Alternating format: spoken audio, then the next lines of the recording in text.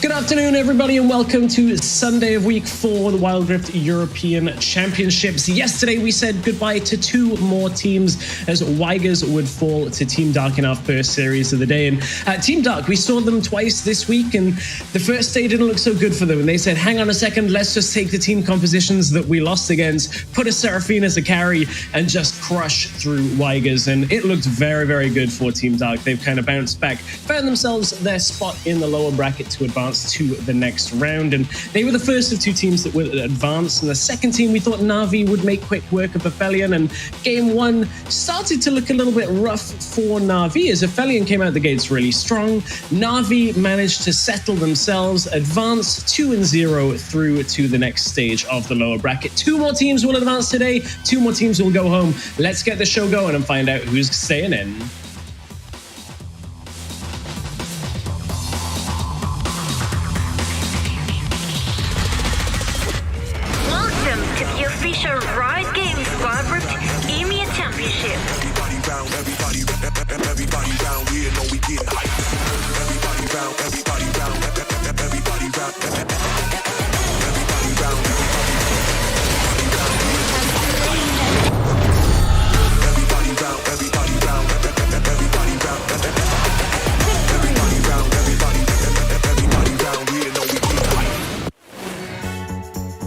Welcome everybody to our Sunday broadcast for the Wild Rift EMEA Championships, here focusing on the European group stage. I'm Stress, joined by Excoundrel and Stuart for today's broadcasts, and I think we got some exciting games, and we're going to see more of the lower bracket action today. Excoundrel, I know that this will be the first time you and I are casting together on WREC for our first series today.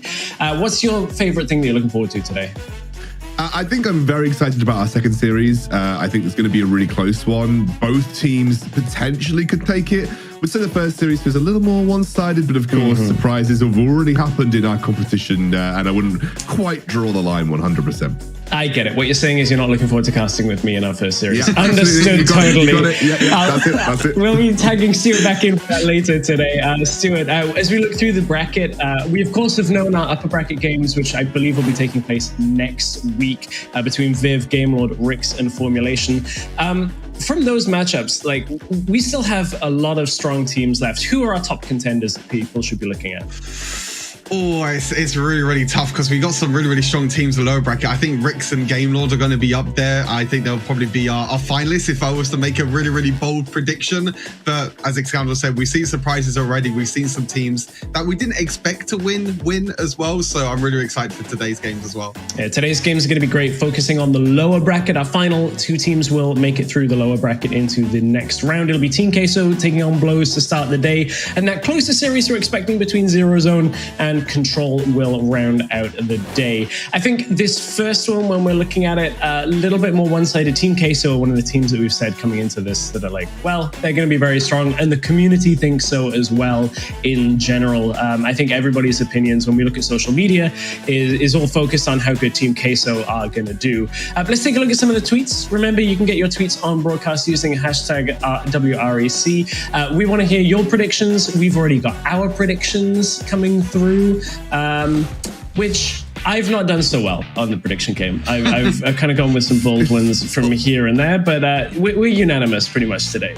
It's all good, mate. You know, we're not keeping count. I'm only keeping count in my mind, so I can only taunt you forever from my own personal checklist. But yeah, it doesn't look like too many people. And Carmeline, she didn't have to choose with her heart this time round because it's just it's a win-win on Queso or Blows. They're both Spanish teams, so she's probably pretty happy to pick up the Queso though. She has gone against the grain with the Zero Zone Control matchup there. The only person to do so, Stress.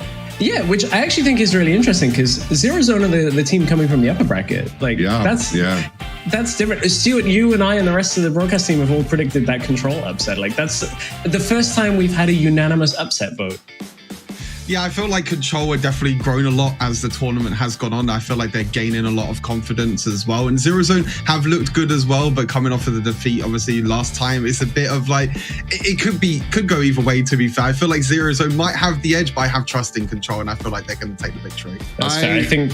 Oh, sorry, I was going to say, my personal thought is that Zero Zone is probably the better voting because Hells has battered Control into me over the course of the last few weeks. And I'm now like morally obliged to vote for Control, so that's why I voted. I totally get it. They're a bit of a fan favorite. A lot of support today, of course, for Queso being a fan favorite, and then we can see the Zero Zone team getting their support out there as well. I think that's one thing that Control have done really well so far is they've actively engaged with a lot of people in the community. Like they're getting their agents like Hells to kind of propagate in, and I know Stuart's been doing the work as well with Comolto, like trying to sell them. But Comolto's look great. Stuart, speaking of your relationships with players, I know you're going to be doing an interview in just a few minutes, so we'll let you get ready for that. I'm looking forward to hearing what I believe Ryu will be joining us and hearing more from him about Viv. So, Xcandrel, you and I have a little bit of a moment or two to talk through some of our headlines that we saw coming out of yesterday's games, and I think we have to start with the Fat Man and look at that jungle performance and the flexibility of Gragas, because this pick has really quickly in Europe got to first pickable. Yeah, it's very interesting to see how this has come off the back of what was a simple AD buff a couple of patches ago. He's really become a very viable pick for competitive teams on blue side first pick, mostly because of that flexibility, but also because he can build AP, he can build tank, he can go jungle, he can go support, he can go mid, he can go top. It doesn't give anything away about your draft, and it's actually a very viable pick that can be flexed into multiple different situations. You know, we saw the one-shot Vayne with full AP Lichbane Gragas. We've seen the full tank Gragas in the Baron lane to provide you something with a bit of a front line. The flexibility of this pick is just so powerful right now that I think a lot of teams realize that they like to have it in the back pocket because they know it's a safe first pick that they can then transition into anything that they want in their competition. And we're absolutely going to talk more about this pick through the draft if it gets through as well through the game, because Vex had an absolutely insane performance yesterday on the Gragas. Vex was one of the members that helped our top two teams advance with quite a strong team fighting style. I think this is what looked very successful yesterday as we said goodbye to Aphelion and Weigers. This team fighting style from Formulation that we saw on Friday, and then more from Team Dark and Na'Vi yesterday, I think is really difficult to deal with when you start bringing this much crowd control. Like, teams just kind of crumble under it. Also, you're kind of seeing how teams are flexing to play the game right now. You know, we're moving away from having strong individual side lane picks like the Fioras and the Camille's, and we're starting to see the Seraphines, see the Gragases, see these AP carries that are designed to be more teamfight orientated. We saw Vex running with the Yuumi pick, which I loved, by the way, because of that AP adaptive force ratio buff that she got on the last patch. You know, playing full AP Gragas suddenly really hurts if you've got a Yuumi attached to you. So it's a very interesting adjustment that we're seeing from a lot of teams here. But, you know, the team fighting style is definitely coming back in full force for Wild Rift, and the teams that we said goodbye to just were getting beaten out in those team fight situations. Obviously, it was a pretty close series, you know, even though the score maybe didn't quite reflect how close those games were for the Aphelion Na'Vi series. But I think, everyone that got through to this stage of the tournament is a top team in Europe. So, the guys who we've said goodbye to, there's nothing to be ashamed of. They had a great tournament, and I'm sure we'll see them again in the future. Exactly that. We've had games that looked like they were about to be closed out, like by Aphelion against Na'Vi. Like game 1, they were so far ahead and could very well have closed out for them. But yeah, as you said, we've got so many top teams here. I want to hear from a member of one of the top teams still in the upper bracket, our Viv Esports. Ryu, the substitute, is here with Stuart to talk us through a little bit more about Viv Esports.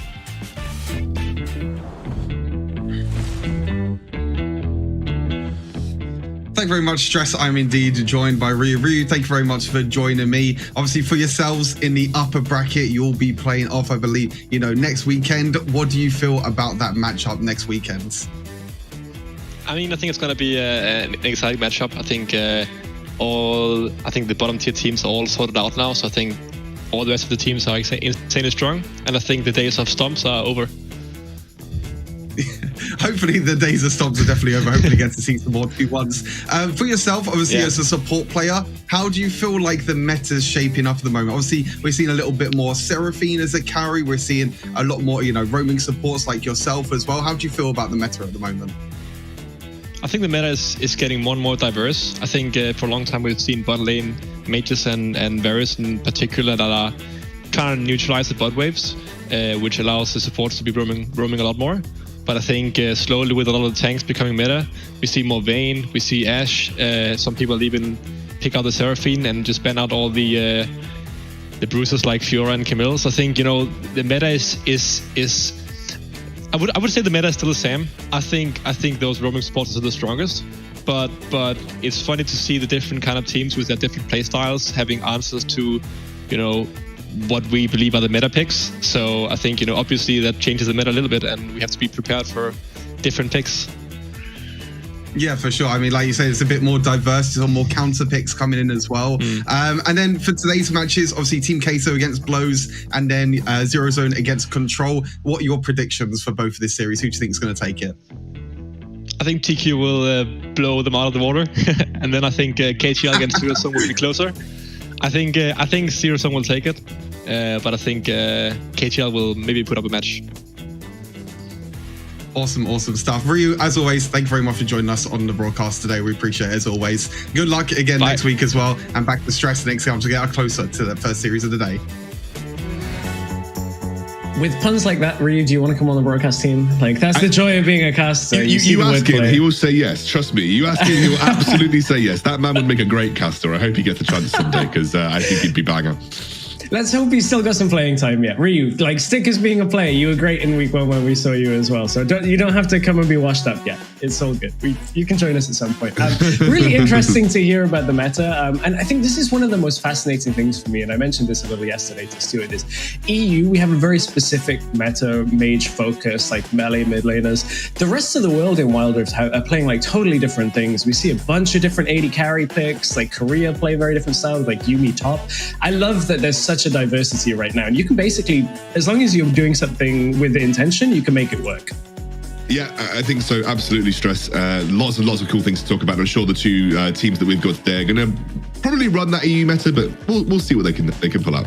Well, let's see who's playing in today's games. I think some fan favorites here. First of all, with Team Queso, I think a lot of people have high expectations for Team Queso, especially with swapping in their bottom lane as well with Joey Skaggs and Methanol coming in. On the other side, Blows, I think a little bit less known by a lot of the community, but is Bamboo, Havivu, Esther, Savek, and Lobo. And I think Savek actually had a really good game last week. We saw him on the Orianna kind of turn a bunch of games around. So I'm excited to see what Blows can do. I think it's a very uphill battle though against Queso. I think you're right here, Stress. I think realistically Blows have shown a bit of heart, they've shown a bit of metal, but the overall expectation here is that Queso are the significantly better team. Queso come with the weight of being Europe's representatives at the Horizon Cup last year. They've got, well, a lot of people tout to be the best jungler in the entire region in the form of Andre, and we all know how impactful jungle is in the Wild Rift meta. So I think it's going to be tough for Blows, and I think Queso are the expected victors, but of course, anything can happen on the day. So we'll see how they perform, and of course, see how draft pans out. Yeah, Andre has to be a player that we focus on coming through this, because you give him like any kind of a carry out of the jungle and he's just going to rip through his opponents. That's one of our key picks that we want to keep our eyes on. Stuart, what else should we be focusing on for Team Queso versus Blows?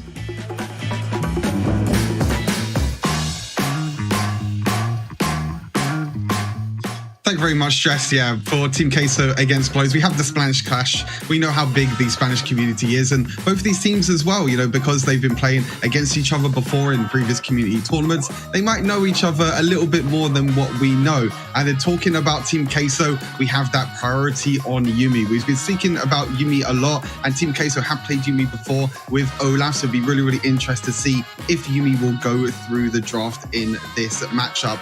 And then we have to see if Blows can surprise Team Queso. Kind of surprised us a little bit beforehand, beating Principality. You talk about Savek as well on the Orianna of them AP mages in the bot lane. Joey has been doing the same as well with the AP mages like Morgana, which we haven't seen too much recently, but they might be trying to pick it out again. Yeah, Blows have a complete mountain to climb in this series if they're going to try and take it. But surprises has happened before, and I'm really, really excited to see what they're going to be coming up with in this first series of the day. So back to Stress and Excoundrels to get us into picks and bans for game number 1. Yeah, we are pretty much there with picks and bans. So the housekeeping is out of the way. We get to the fun stuff. And I think, you know, a lot of people have heard us talk about Yuumi now for about 2 weeks. I think Queso are the team that have shown it the most. They played it 2 games last week, and it looked really strong when they had it. And then after seeing it yesterday with the Gragas, I wasn't really expecting it to have so much impact, but like now it's a pick that can be so much more versatile even than I was expecting. I was like, if you ban out Olaf, you ban out Jax, maybe it doesn't have as much presence anymore. Nope, still very, very strong, even on mages now. Yeah, I think the thing is that the adaptive force change from 1.75 to 2 on the AP ratios was actually a really big deal. And I think that is now heavily influencing some of these high scaling mages. It's like Gragas has got some really good scaling on his kit. Orianna's got great scaling. You know, Morgana's got pretty decent scaling. So anybody that's got a high scaling AP potential, like Yuumi is going to make significantly better. So I think it's a very interesting point in the meta we're in right now, especially because we haven't had much time for people to test those statistics. But I think, yeah, I'm excited to see. I'm excited to see if it gets pulled out. Yeah, as you can see our lineups once again, that AP scaling, I don't think we were expecting such a big presence. Like, I know that the broadcast team, we've been talking a little bit in the week, and then I even was watching N-Step's stream. The thing we should make a note of from these rosters is that it's Gallus coming in the top lane for Blows Gaming has been a bit of a change. But yeah, I was watching N-Step's stream, and when N-Step, one of the designers, was talking about like, oh, what was this AP ratio change about? He's like, oh, someone on my team just wanted that. It's going to be a tiny change. It's not really going to impact anything. And then you see these like burst mages come through, and they get this extra spike of damage and just one-shots people. It's interesting to watch. I wonder whether that one's going to get reverted. But nevertheless, that's about patches in the future. We are on 3.0.B, the one you are playing on at home currently. So we are going into the draft, and we are ready to get things going for Queso versus Blows. I'm excited. I think the draft is going to be very telling. I think, as we said before, both of these teams have been pretty versatile in what they can play, and I think Queso especially are one of those teams that's just willing to kind of go all out in terms of like trying new things out. A very team that's very adaptable to the meta. You see the Morgana ban already coming through for Team Queso, so they don't want to see Morgana in mid, or they don't want to see it in the bot lane too. I think one thing I've heard from Hells and people talking about Joey is how confident he is playing mechanically difficult champions like the Vayne and champions like that. So I think it gives them an edge over where Savek's Orianna has been really strong, and we've seen a handful of mages. Team Queso could just go, okay, let's just play AD carry meta and just play something a lot more mechanical in that bottom lane that he can flex a little bit more on. Varus taken off the board, Garen taken off as well. So a lot of these just strong meta picks taken away. Nothing too surprising yet from the bans. No, Garen is not something that usually gets 100% banned, but it's definitely something that I think when you're trying to, I would say if you're trying to exploit skill differences, Garen is a champion that can band-aid skill differences. I should know I was a Garen one trick in the Baron lane for a very long time.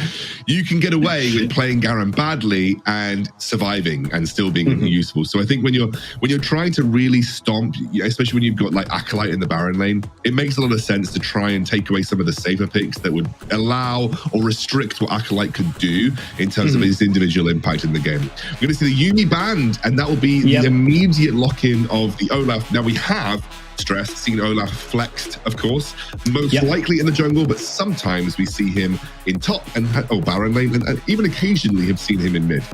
Yeah, and whenever we see an Olaf, I always have to think, okay, will they be going towards the likes of a Lulu in support? Obviously, it does change the playstyle a little bit. Renekton, high priority here, with Gragas still available too. So there are a couple of these big picks we've been talking about still up. Camille is up, Jace is up, although I feel like we haven't seen Jace do too well this weekend when he's been available. Support pick is going to be picked up in the way of Thresh. That does give Blows a decent amount of flexibility on what mage or carry they pick in that bottom lane. They can now go into that lower mobility category where you go to the Ziggs, you go to less mobile like Orianna, that type of champion. Yeah, I would say two strong power picks from Blows. They've gone for Renekton, who's pretty much good in almost any scenario, and then the Thresh, most pros consider him like a top tier support right now. So I think there's two strong power picks that don't really reveal too much about your composition. It's a very safe early go. And there you go, exactly as you mentioned, it is a very classic combo.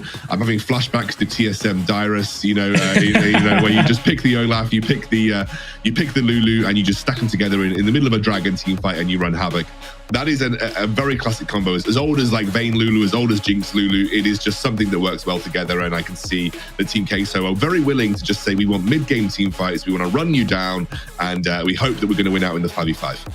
And it gives Andre that kind of pick that he can carry on if that does go to the jungle. We've seen the jungle pick up for Havivu with that Kha'Zix picked up, so obviously looking for that high burst damage on isolated targets. Darius taken away from Acolyte, no surprises there. One of our players in the league that just whenever you give him a Darius, he can absolutely carry team fights on. We're still saying there's a little bit of flexibility for Team Queso though on where that Olaf goes. Same with the Corki. Corki could go mid, although we don't see it so much these days. Yeah, Corki generally tends to go into the bot lane. It very much depends on matchup and very much depends on how you want to build out the rest of your comp. What I would say is that Corki is, as I said, almost any time he gets picked, he's 80% magic damage. So he does technically count as a magic damage carry on your team, although he does traditionally play like a normal AD carry.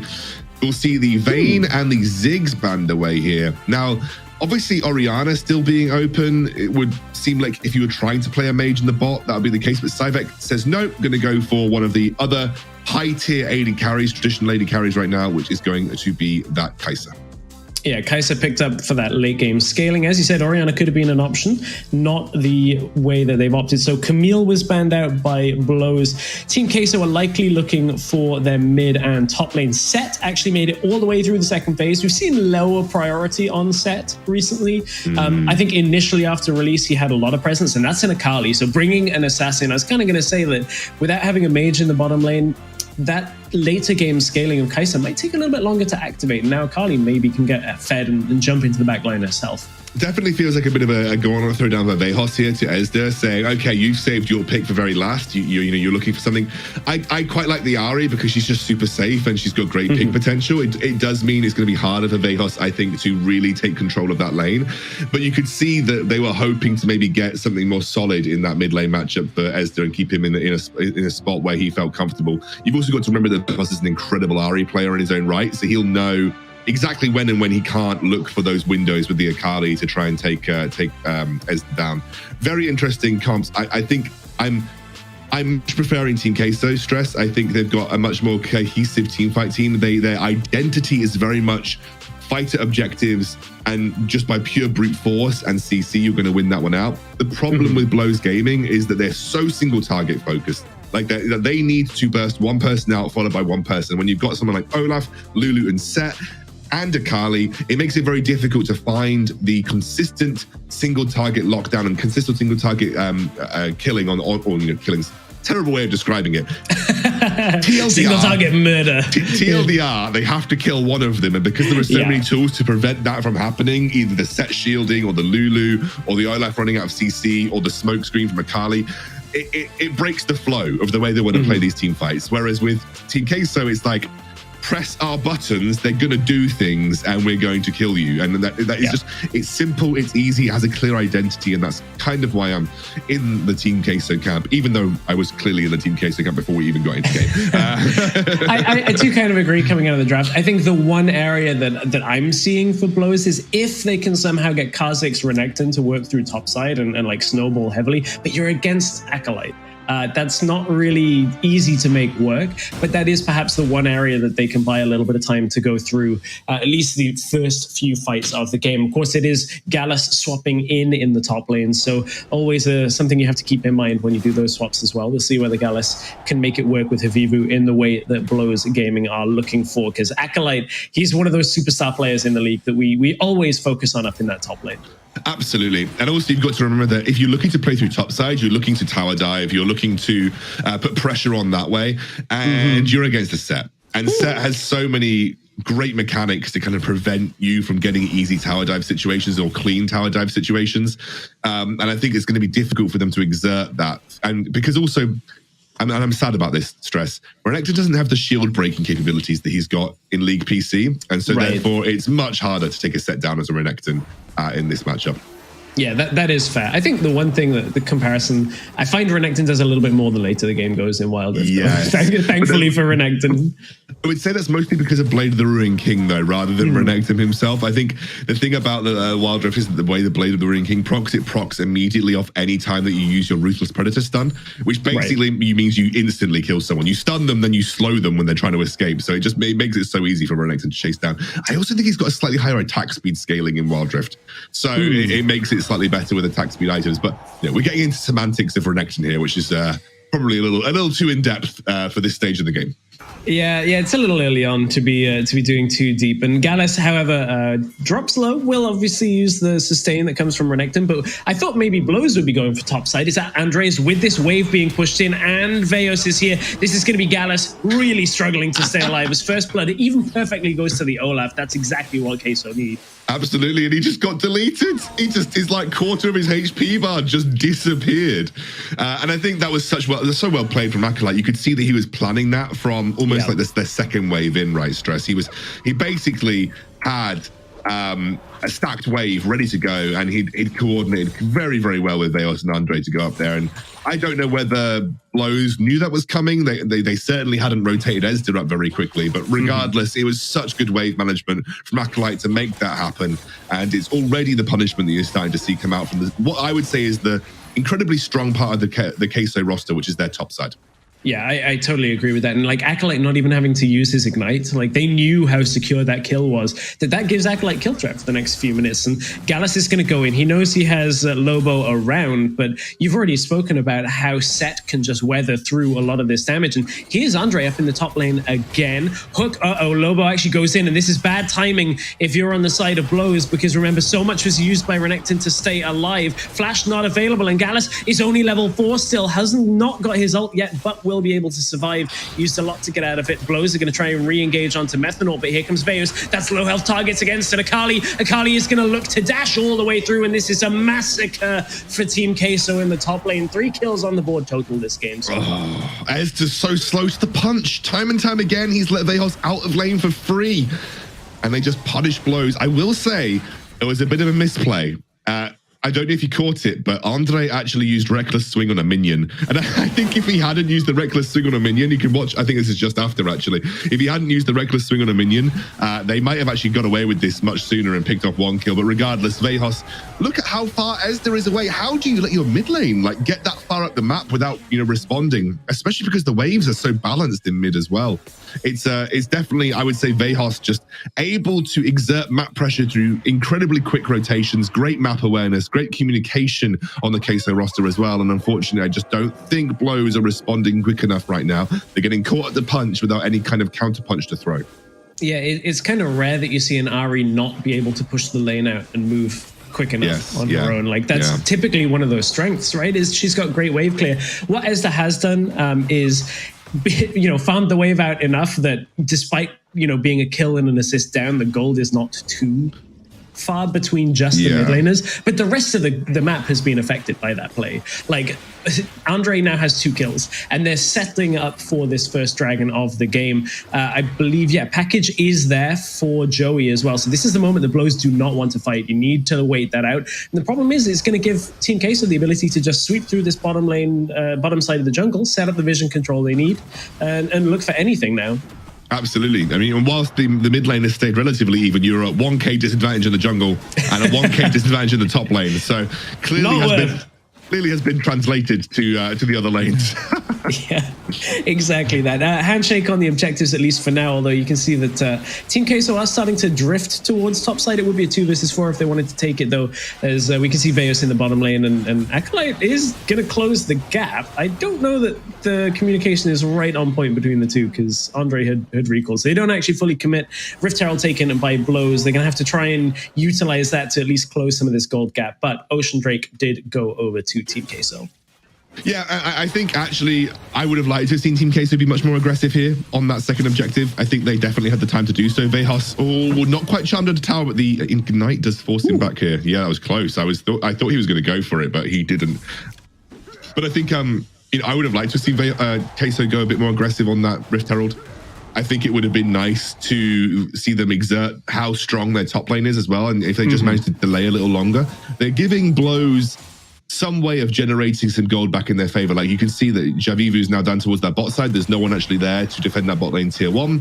If, Blows pick up the first tower of the game, you're suddenly looking at a relatively even gold score. So, we'll see what happens. Flash from Gallus straight away here. Andre's going to chase him down, though, Stress. Yeah, that slow is already hit, and they're going to just slow Gallus under the tower. Doesn't have the health to survive, and Veos is looking to go onto Ezde in the bottom lane. Has already got it, gets the jump onto Javivu. However, Lobo is here. They have to back away for a moment, but Akali may still be able to clean this up. No, not able to get anything as the shielding too strong in the bottom lane. It's a top lane tower for the bot lane tower trade, and the first tower did go over to Blows from that Rift Herald. Yeah, they did get that first tower of the game, which has kind of, well, I say that another tower's just fallen, but it was a good start. Javivu's trying to get the second push out here, so they'll get at least a couple of plates. No one actually stopping Javivu going for this second tier tower right now. So he's kind of getting away with this. As you can see, the rest of Team Queso are kind of diving top. Gallus is They're trying again to go for mid. Yeah, exactly. We'll see Vejos come down to defend, but Javivu did get a nice injection of gold and a nearly tier 2 tower take. We have maybe a team fight. Yeah, Acolyte didn't manage to get the grab, but it didn't even matter because of how far ahead Team Queso are. Charm lands is not, yes, it is enough. I was going to say not enough to bring him under the tower, but just the damage from Savek and Ezde is enough to punish Acolyte on that from not having his flash. Still desperately keeping hold of this tier 1 mid. I like teams that do invest resources to prevent tier 1 mid from going down. There are too many times I see teams sacrifice their tier 1 mid for no real map game. This was just the catch on. Yeah, he just walked into an area of no vision and they were waiting for him. There's nothing that Gallus could do in that situation, unfortunately. But I like teams that really do invest resources into protecting tier 1 mid. Losing tier 1 mid suddenly makes it much easier to go for really offensive vision control and push vision into the blue and red side jungle of your enemy and make more picks like you just saw happen there for Gallus. So I think just protecting this tier 1 with everything you've got for Blows is nice because it at least stalls the game out for a bit longer, which may allow you to, like you mentioned in the champ select, get Kai'Sa into a really strong late game stage where she may be able to, with the support of her team, kite backwards and do enough single target damage to take down relevant members. I think the difficulty in this game is like when Renekton's this far behind, you kind of are relying on your early game picks like Renekton to bridge your gap into the late game, right? You need something to be strong enough that buys Kai'Sa some space and some time, and that's just never going to happen. Like, Esther is going to charm up through the bush, but there are 3 members of Queso here, 4 members total with Veos now pushed up to the tower. They're going to take tower and back away. I think, just hit and run on these objectives is the best way for Queso right now when they don't have a numbers advantage. Yeah, I mean, Queso are obviously trying to look to put side lane pressure out. This is like one of the most common tactics that we see in Europe, where we just have our AD carries with relatively good wave clear rotate to mid, and then we put our strong side laners in both Baron lane and in the bot lane, and just allow them to push by themselves, looking for individual kills and looking for side lane pressure. It's a very slow way to play the game, but it does mean that when you get to these neutral objectives, you have really good setup because your AD carry and your support are already there. Hook landed on Methanol, but Acolyte is here now, doesn't have his flash, so can't close the gap to actually get it. And it was a sneak dragon take, because I think Andre's blast coned over the back, and I definitely saw Veos jump it, and they avoided the vision in the pool. So they were able to now kind of translate that up to topside, because Blows weren't pushing onto the Rift Herald quickly, and a good double objective take here, as long as they can deny Havivu, who jumps in, immediately takes the Lantern back out, and look, here comes the damage on top of it, as Andre is going to run through, but that mid lane tower is buying them some time. First kill in the fight does go down, and they're very low, but Gallus can't get there for another one, and this Olaf is terrorizing Blows. And here goes Veos. Yeah, Lobo now, not long for this world, as that's a double kill for Andre. And Methanol goes down at the same time, but Team Queso in complete command at this stage in the game. They're going to drop Rift Herald 2, dropping it in front of this tier 2, looking to go for a very quick inhibitor take, and there is nothing that Javivu can do about it. And that will be a devastating push off what is in the 8-minute objective cycle into a very quick inhibitor take. This is going to be hard for Blows to come back from. Let's take a look back at this fight. I think just the setup from Blows, just not there. You mentioned before, you really need Renekton to be right at the front of that fight with that mid-game power that he's got. He's not there. That's completely exposing your Ahri and your Kai'Sa. Nothing you can do when you have like a very strong kind of all-in comp coming from Team Queso around these objective fights. Their 5v5 has been much better, but also they were just at better item spikes. They had that, what we like to call the gold, the massive gold advantage to work with at the time as well. So it was a bad setup from Blows, but also you've got to realize that Queso are in just such a much stronger position in the game at this point as well. Yeah, for sure. It feels so bad when you're Renekton to be like a third of your health just joining the fight. You're like, I'm here, but I'm not useful at all. Like, I can't do anything if I just get two-shot by the set. And for Acolyte, look at how quickly he just burns through half of the health of Gallus, forces the Dominus out, and Gallus just has to just take it at that point. There's nothing he can do in that situation. No flash, no real escape route, and that means Queso now 4 versus 3 up in this top lane, because down in the bottom lane, Veos is pushing the bot lane tower. Here comes the engage, and look, it's just all too easy for Queso, taking Havivu out of the fight, forcing him to flash away. It's another tower going down, while Veos pushes in the bottom lane as well. This is just complete dominance from Queso. And they're just that far ahead that they can do this at this point. You know, when you've got an Olaf and a Lulu combination, if you get even a sliver of lead to work with, it becomes one of the most oppressive comps to play against in the world. Olaf runs through your team. His true damage is scaled up with level advantage to the point where he just rips through both your front line and your back line like it's butter. And I think as well, you know, going under the radar, Joey has been silently hitting important item spikes. He's got the Solari Charge Blade, which massively buffs Corki's damage output as well. And it just you're looking at a very, very strong set of item spikes across the board for the entire team right now. And even Andre's gone for a very aggressive Olaf build too. He's gone for the Triforce Olaf build, which is just not massively typical. If you're looking to play a bit safer, you'll probably see Black Cleaver more often than not. But Triforce is just that build where you're like, I am ready to run you down and run you down hard. And that's exactly why Andre has that in the back pocket with the Lulu in tow too. So it's just very difficult for Blows Gaming to actually play. And I think stress realistically, when you've got a Renekton, a Kha'Zix, and an Ahri, if you haven't snowballed from early game, you ain't coming back. Yeah, and this is the problem. Like, Kai'Sa just doesn't have the time to get the items. Even, you know, the way you build on Kai'Sa to get her evolved abilities doesn't matter about Gallus. He's just falling. Just not had a good game. And it's all because Queso, from minute 1, set up that slow push in top lane, diving the tower. And they did it like 4 times. They've just constantly focused out Gallus. This is the difficulty of being a sub coming in, where perhaps, like, you know, not to say it's a weak link, but just like a less practiced member of the team that can just get isolated and picked off. And we're seeing that happen here. Like, Team Queso had a strategy and it's worked perfectly for them. The Blows are never going to have enough time in this game now, especially not with that Baron buff. No, even if Kai'Sa gets to late game, you still have the scaling of this entire comp from Queso. They're going in as well.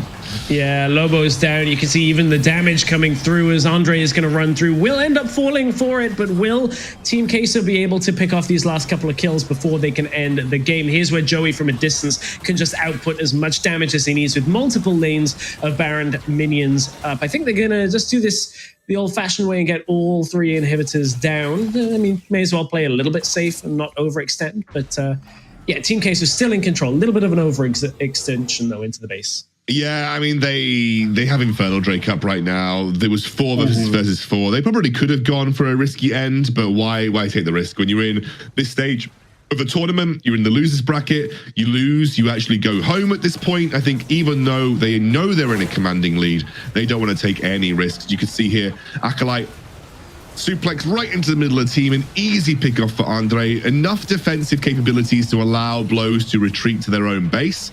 But it still does mean they take a 1-for-1 and an inhibitor, which is enough for Team Queso to come back off and get the dragon and also work their way towards the final remaining inhibitor tower.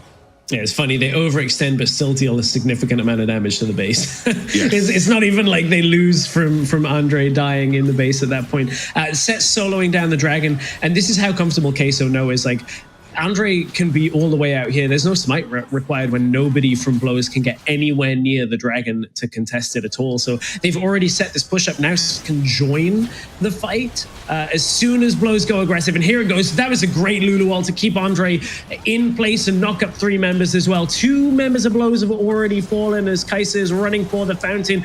It looks like Andre is going to run down a 3rd potentially and maybe look for a quadra kill. Is it going to be enough? As that is the set picking up a kill. Denies the quadra, denies any attempt at a penta, but Team Queso 1-0 up with a very comfortable first game.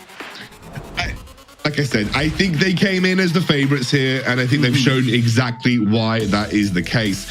What's so funny about that game is I can count the number of seconds that we actually looked at the dragon lane on 2 hands, I think, for this whole game. This was completely dominated by mid and jungle roams up towards Acolyte. Completely shut out Gallus. I don't know whether they were intentionally trying to twist the knife on what could have been the weak link, but if they were, they did a damn good job of it. From that point onwards, it was just a snowball of Andre. And when you have an Olaf who has got that much gold in the early game and is able to snowball like crazy like he was, you pair that with a Lulu. We talked about how oppressive this composition is overall. And they're designed to team fight. This comp, we said it from draft, it was designed to team fight around objectives. Blows set up poorly around the objectives and they played exactly into the win condition of Team Queso Stress. Yeah, this is basically what we expect out of our top teams when it comes to like fundamentals of macro gameplay, where it's just like, okay, we're going to play around top lane, which means we need Acolyte, we need you to set up the push for level 2. You've already taken the fight so that when we roam up, we can just dive. Like those pre-prepared plays are exactly what the top teams should be doing against teams that are less familiar with you know, how to play at an actual competitive top level. And I know Blows, they do compete in Spain. I know that they are familiar with competitive, but like we're talking about the teams that are getting prepared to go and defend Europe on the world stage, right? Like we're looking at teams that when they get to Icons aren't just going to get blasted. And Queso, one of the ones that we have some expectations there from. They have the lineage from last year of maybe not having the results they wanted to at Horizon Cup, but still going and being the European defending champions. You know, those macro fundamentals need to be there, and we're starting to see them out of Queso. I think like you mentioned, you expect a certain level of competency from your top level teams, and it's nothing bad to say that you expect to see a stomp. When you're expecting a stomp, it's not bad to say that you expect to see a stomp, because that's what you want your top teams in Europe to be doing versus competition that isn't quite at that level yet. And Blows, I mean, they certainly had some moments that game, but even from the damage graphs alone, you can see like it's not a massive amount in favor of Team Queso. It's not like they absolutely ran riot, but it's just the macro plays. The moments they chose to execute their fights were so clean and so well positioned that they were able to just snowball the game from minimal engagement, which is I think what is so important about these top teams is when they do take fights, they're meaningful fights and they convert those meaningful fights. Yeah, and this is the goal graph that if you have a team that are favored, you want to see them theoretically play out, where it's just constantly advancing their lead. In the early game, sure, it's small leads, but then just scaling all the way through to winning the game basically before like Elder spawns or anything like that. It's very, very comfortable for them. Sure, there were a few over-aggressive plays here and there, but when you're running Olaf Lulu, your game plan is I'm going to run in and I'm going to try and kill you, and hopefully I kill you and the rest of my team cleans up. Let's take a look at the play of the game. There's a couple of top dives that it could be. I'm not sure exactly which one is going to be. It could easily be that level 2 one. Yeah, there are plenty of good plays. I think it's going to be that fight around the second Rift Herald. This is just a pure, I think, very classic example of what the Team Queso comp was supposed to do. Like, they just run on Delay at the front line. They allow him with the Lulu to just wreak havoc, and then you have the supporting roster of Vejos and Joey who just pick up the scraps where they can. It's a very clean, very simple comp to execute, and that fight right there was a perfect example of how it is supposed to work. Yeah, I even was able to take the time this time around watching it to see where Gallus ended up getting routed to. Vejos jumps on him, puts him at a 3rd health, and it's just like, oh, you can't do anything in this fight. Renekton, you're not able to get anywhere near. We'll see whether Blows can bounce back. Team Queso with a very convincing first game. It was what we expected from them. Let's see whether that trend continues as we head to game 2 in about 3.5 minutes time.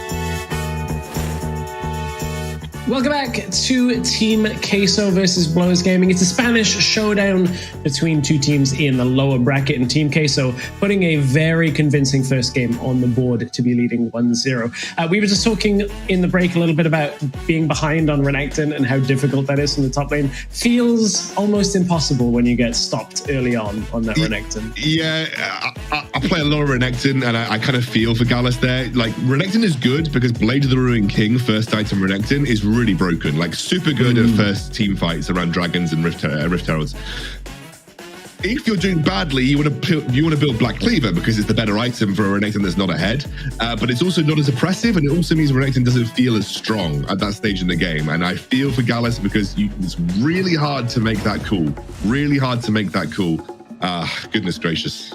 Yes, I feel bad for Gallus, but Gallus has been replaced in the second game by Bamboo. Of course, Bamboo is the starting top laner for Blows Gaming. We don't have full reasoning behind the game one swap, but Bamboo will bring Blows Gaming to hopefully their full strength lineup here for game number 2. We'll see whether it makes much of an impact, because honestly, I think there are very few top laners even in the league that can weather through the amount of aggression that came top lane from Andre and Acolyte in that game when it was very well played. Yeah, I think you need to realize that when you're playing top lane or playing Baron lane versus Team Queso, you're not just playing versus Acolyte, you're very often playing versus Andre. And Andre Acolyte, they have been famed for their ability to link up, create tower dive situations, and just play oppressively and shut the enemy Baron laner out of the game.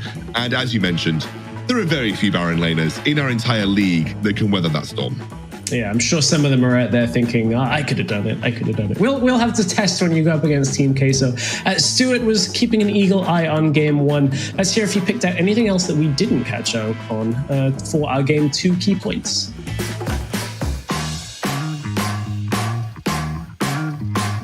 Thank you very much, Stress. A few key points to go into the second game. We talk about mid lane rotations and rotations in general. Veos was just first to the rotations every time, and Ezda was a little bit slow to it, and you always had that focus in the Baron lane as well. The 3-man dive multiple times to Team Queso just allowed them to get ahead in the early game. I really want to see the rotations come out more from Blows game, especially on Lobo as well. On a champion like Thresh, it didn't seem like he did that much. So yeah, just mid lane rotations and rotation in general for Blows game, and I think need to be a step above Team Queso, which is very, very hard to ask. We talk about Andre as well being the carry. We can kind of see the way that Team Queso is starting to play now. Obviously, Andre is probably one of the best junglers in the entire tournament, and definitely the best player for Team Queso. So they always like to get him on a carry. Then you like to pair him with Yuumi, what we've seen before. We've seen Olaf Lulu now, so we'll have to see if there's anything else that this Team Queso lineup can do. And then we talk about the full control for Team Queso coming into it. I think from the start of the game to right to the finish as well,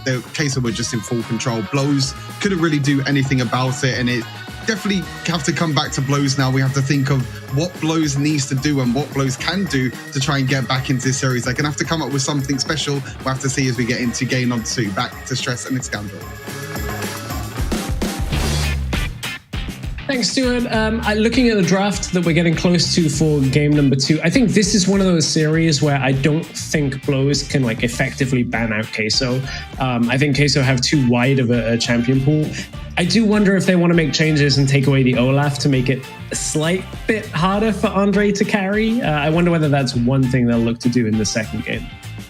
Maybe. I don't know. It's one of those situations where I want to be really positive, and I want to find a way where I think that Blows can find an angle here. But you are looking at one of the top teams in Europe versus, a team that potentially isn't. Hey, but look, right. if you want to buy out the Queso roster.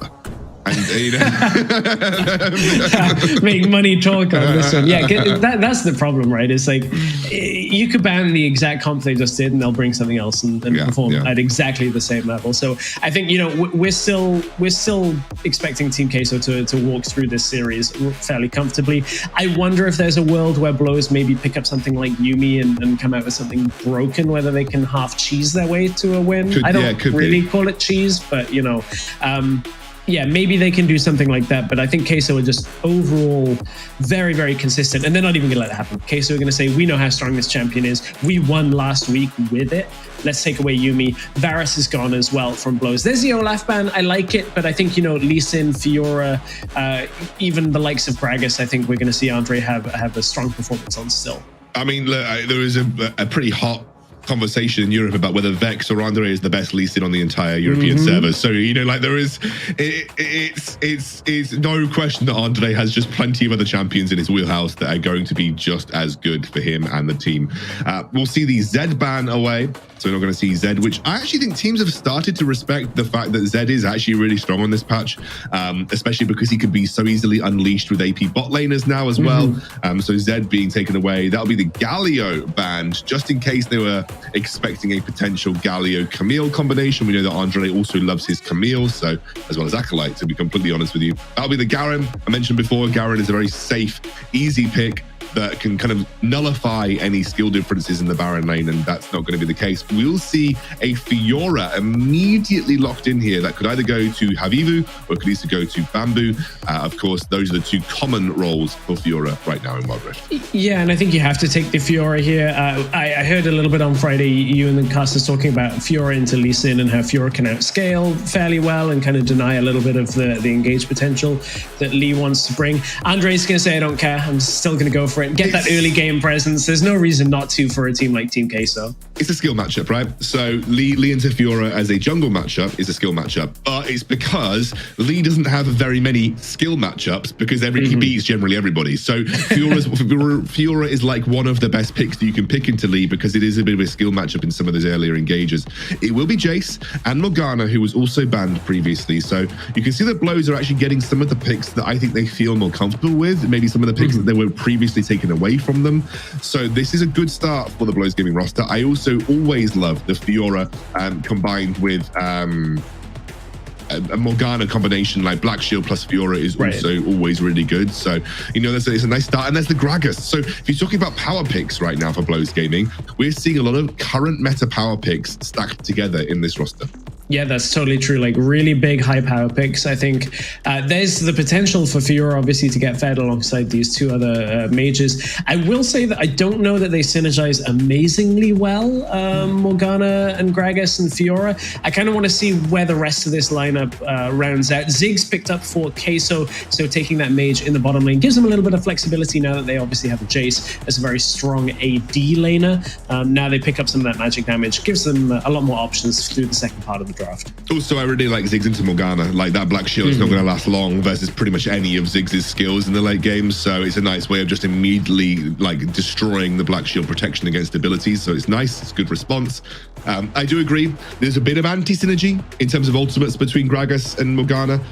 Depends on how you use them, of course. I would say that most Gragases very rarely use their cask to separate fights. A lot of them mostly using them to isolate targets and try and get them into a kill position. So we'll see how it gets used. But of course, if it's incorrectly used, there is plenty of anti-synergy that could happen between those two picks.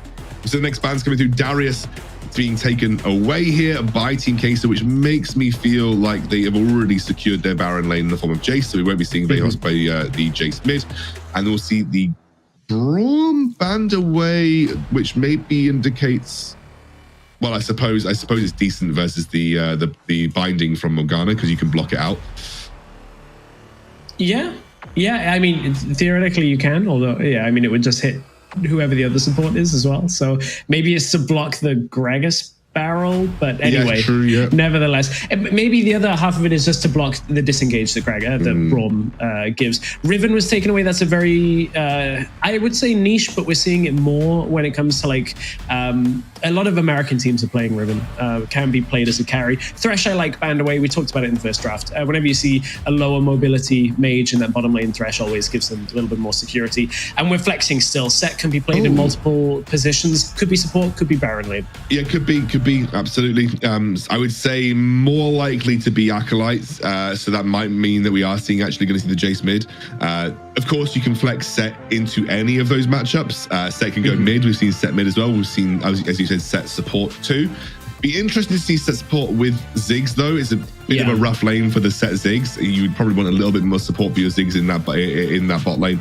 We'll see the Renekton come through for Bamboo, which means it is going to be Fiora jungle.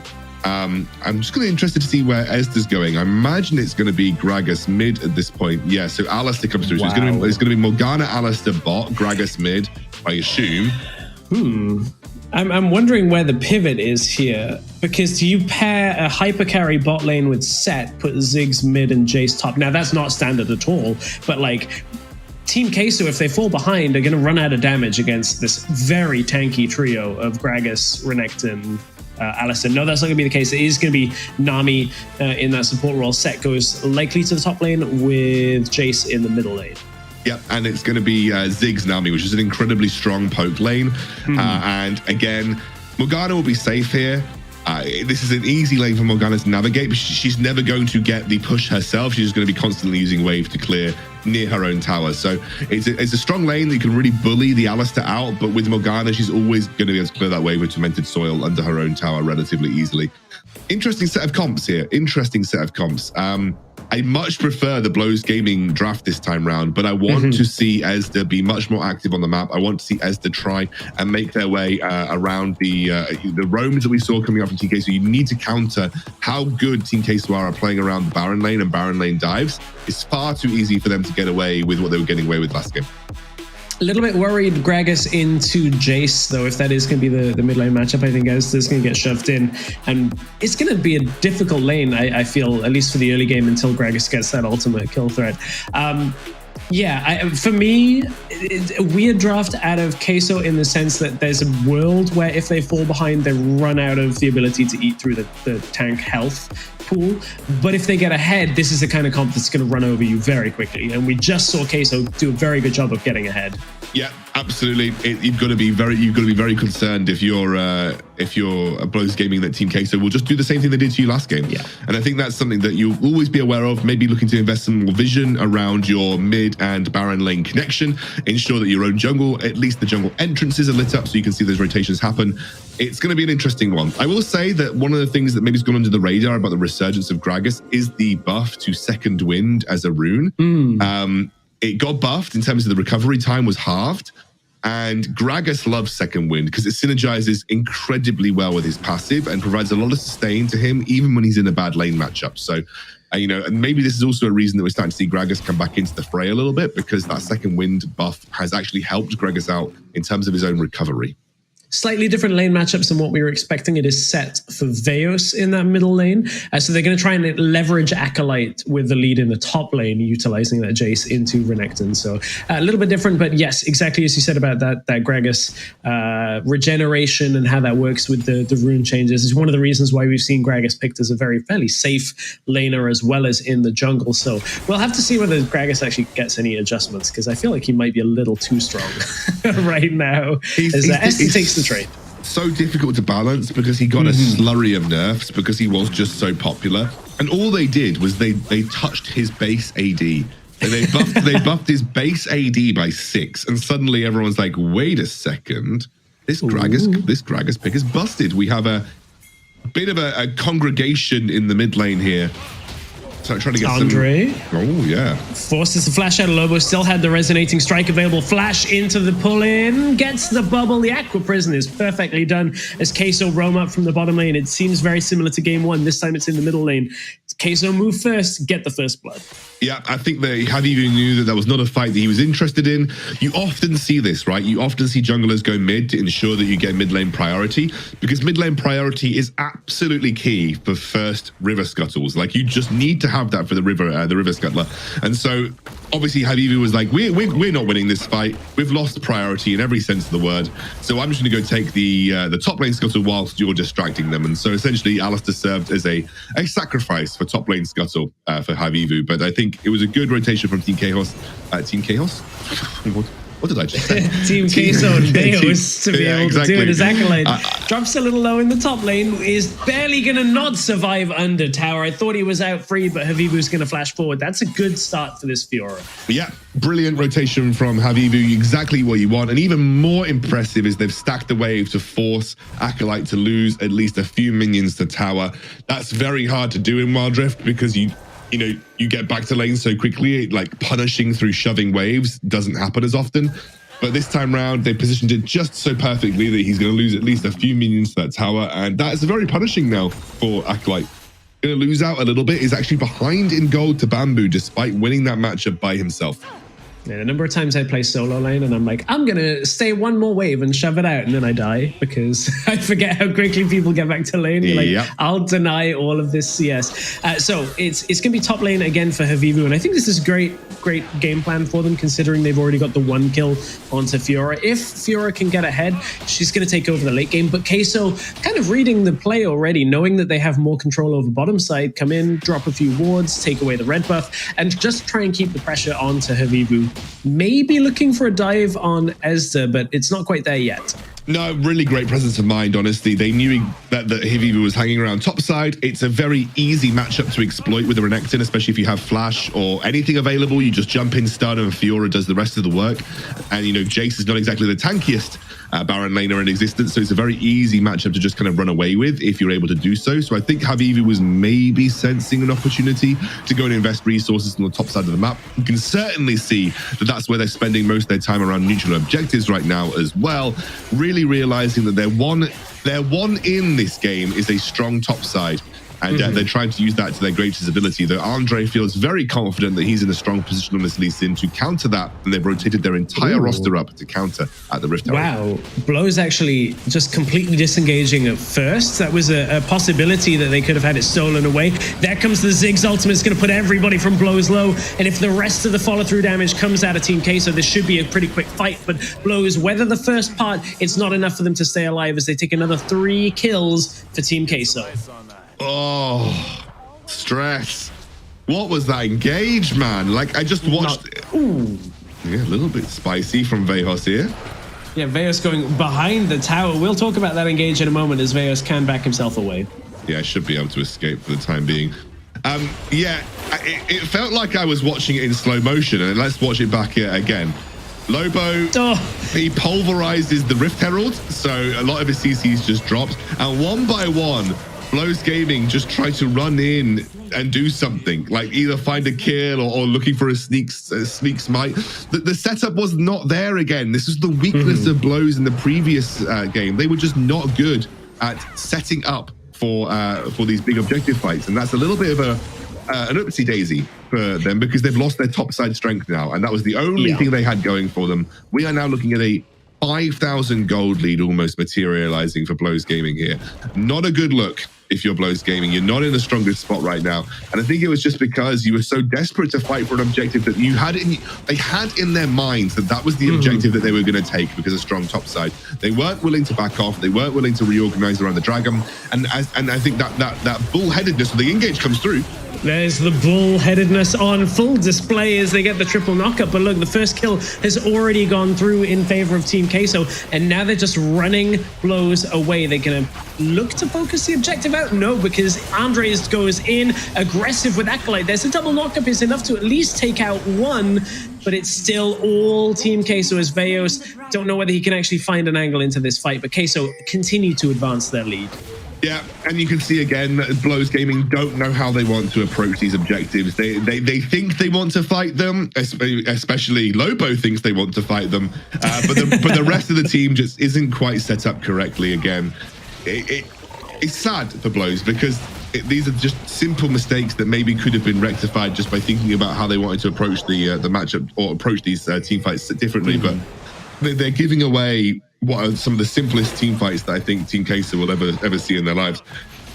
You can see here, Ezda taken down low, killed over. I think it was the Dragon's Rage kick used at the very last moment to take him down. Lobo had already gone for the engage at this point.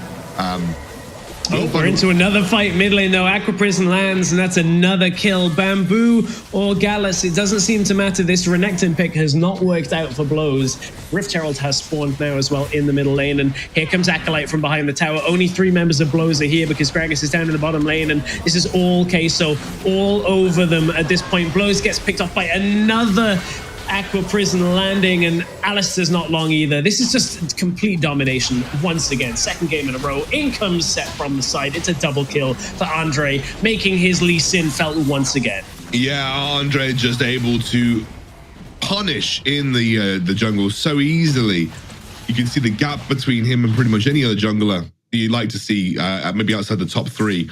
And Andre just looks amazing on this pick. I really, really do think that, you can give him anything and he's going to shine. But Lee Sin and Olaf are 2 of his specialities, and you can see why.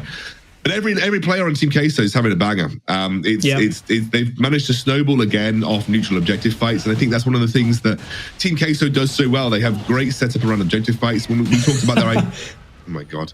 Look at that build as well. He's gone for the Triforce Lee. This is often what you'd see in solo queue, but in the Triforce Lee in competitive just shows you how far he is ahead of his competition. But one of the things that we would see last year from Team Queso, and the identity that we gave Team Queso as a roster last year, was their objective team fighting was so good. That was what gave them the edge over a lot of other people, especially in the late game. When in their sort of grudge matchup with Rick's Gaming Stress in the Origin series, even in these late game fights, the edge that they had was their team fighting capabilities. Well, we'll see if they can fight their way out of a 2 versus 3 here, as they've already done 2 of the 3 kills they needed. Here's Veos. It's going to be a chase down. I thought he was going to get the 2nd kill already. We'll be able to chase Bamboo. I wanted to mention Veos' build. I'm not a build aficionado, but this is Blade of the Ruined King set. Looking to run down top lane. Pretty, actually, funnily enough, I know coming from PC that sounds weird, but that's also pretty normal. Okay, interesting. They had to nerf Set's attack speed scaling on the last patch because it was too good. Of course. And that actually, the Blade of the Ruined King into Serax or Blade of the Ruined King into Black Cleaver is actually, believe it or not, the standard set build. Okay, I need to do a little bit more homework on like item builds, because there's some janky ones that I'm not so familiar with. So sometimes I see it and I'm like, of course, he's just going to punch faster. It's going to be great. And that's exactly what Veos is doing, though, is he's just running through the entire lineup of blows. Yeah, punching faster is exactly what makes Set good. So it is a very common build for Sets right now, but it's also partly due to the fact that his tank build really sucks. So it's sort of like the best possible option that you've got for him in the current meta. It used to be significantly better, by the way, before they nerfed him. It's still good, as you can see, but it used to be really oppressive before they had some of those nerfs come through. This is why I'm the shouty man. Even though I made it into Diamond 3 last night, I'm just one of those inflated players. So I'm not here for the analysis. I actually don't know, because I might have decayed out of Master. Yeah. So I might be there or thereabouts now, if I'm honest with you. Come join the inflated players in the middle of Diamond. It's going to be great. As Andre is looking to inflate his KDA, looking for another dive. I mean, Queso are just in this moment of the game where they're waiting for the neutrals to spawn. Infernal Drake is up. They know that they can take it. They have full control of the bottom side of the map. And Blows don't really have many options. The problem was like this Fiora needed to scale. Beautiful Aqua Prison once again, and we're at 13,000 gold lead at 10 minutes into the game. That's really just the mark of how far ahead Queso are. Yeah, you want to say something, don't you? You want to say, well, there's a chance. Or I don't see the chance. Yeah, if they do this, then Blows Gaming maybe has an angle back in. But let's not kill ourselves. There isn't an angle back in here. This is formalities for Team Queso to secure their place in, I believe, the loser bracket semi-finals. So it is just formalities at this point for Team Queso. They are, as you can see, single-handedly, even just 1v4ing, 1v5ing, dismantling members on the side of Blows Gaming at this point in time, and I don't really see a good win condition. Havivu, man, you are going to escape, maybe. they don't convert to the kill. The thing is, like, if Blows were going to win this game, they needed to stem the aggression early game and not fall too far behind, which is a really big ask. Like, from here, your tanks just cannot survive the damage. That was really, like, the factor that would have been difficult for Queso to output later on. And I just don't see a world in which we get there when there's 2 dragons over towards Queso where they get survivability and extra damage. They're going to be able to easily set up for you know, the Baron when it sets up and get multiple kills and just push through. I think really there's not a whole lot the Blows can do aside from somehow winning an overextended engage from Queso, and I don't see that happening. Yeah, no, I completely agree with you. Cast the curse as there goes Joey, blasted into the rest of Blows, but Acolyte and Team Queso are here. Joey's fallen, but I think it's only a matter of time before the rest of the team end up picking off the kills. Over the wall comes Andres, kicks one member in, deals with Lobo as well, gets a third for himself. It's a legendary performance. Double kill for the Lee Sin, Triforce Lee Sin running rampant through this game. That's going to be the inhibitor getting broken. Yeah, Joey was the sacrificial lamb which opened the gates here for Team Queso. Andre, even with a very underfed Gragas, you can see how good Gragas is as that AP threat. Ooh, nearly getting the kill onto Bamboo as well. No minion wave makes it a little trickier for this moment to get an inhibitor. And actually, these low health bars are dangerously poised for Blows. Andre's going to come through the top side. They will get the first inhibitor finally. It's taken them a little while longer than they would have liked it to, and Queso should be able to run away from here with the mobility they have. But Blows are going to try and chase. Of course, Fiora can just dash forward, look for everything.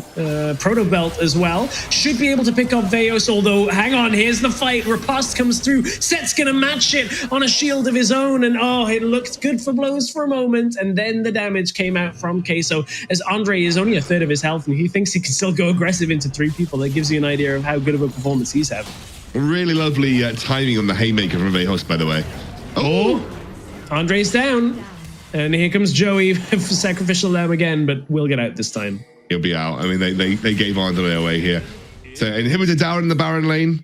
We are waiting to see, obviously the big objective spawn is the Baron, which is already on the table. We have another Dragon spawning momentarily. Whether Blows Gaming even feel like they are in a position to approach that Dragon, let alone contest it, we will have to see. I think Team Queso, they're playing safe, but as I mentioned in the previous game, I don't blame them for playing safe. You know, you are in a situation where if you lose, you're out of the competition. You really don't want to do anything that could potentially put you in a jeopardy or in a hazardous situation. So I think Team Queso very cleverly just ticking the boxes, painting by numbers, I like to call it, ensuring that they are doing everything the correct way to guarantee their victory. Oh, Bamboo's just going to get run down. Jace damage is difficult to deal with. However, Acolyte may very well trade his life for it, as well as Havivu's there. Does get the knockback from Jace, but Havivu is very, very low here. Joey Skaggs is going to at least get that vital proc from Fiora. It's not enough to pick up the kill, and now it's Lobo not going to be able to do any damage at all on this Alistair. Meanwhile, in the base, Veos is getting taken incredibly low, but it's a 1 versus 2, and he's been able to push a wave up here. He's actually going to win the 1 versus 2 for himself for a moment, takes 1 out, as the rest of the team are going to be able to go through the bottom lane, maybe look for Dragon, maybe look for Baron, whatever Team Queso want to do at this point. It is scrappy, but it's still heavily in control for Team Queso. Scrappy, like you mentioned, but it is just by minor outplays, I think, at this point as well. Team Queso getting the edge. They have a bit of time to work with here.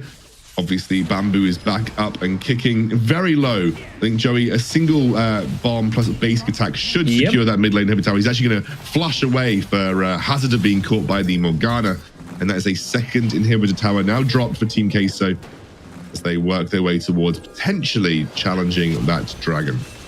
Oh, Andre, a little bit of a missed combo there on the flash kick Sonic Wave follow-up. Looked like it should have been quite simple, but Andre trying to make it maybe more difficult than it needed to be. Inhibitor Wave pushing top, Inhibitor Wave pushing mid lane with those supers. It opens up Baron, and as soon as the Baron's picked up here, the wave clear is all magic damage for Blows, so there's basically no way of clearing out 2 waves of Baron minions that quickly. Joey's going to get caught on a ward here as it's dropped over the wall, and Queso are trying to make the bait play happen here, because as soon as they clear the vision out from Blows, they know that they can catch them out.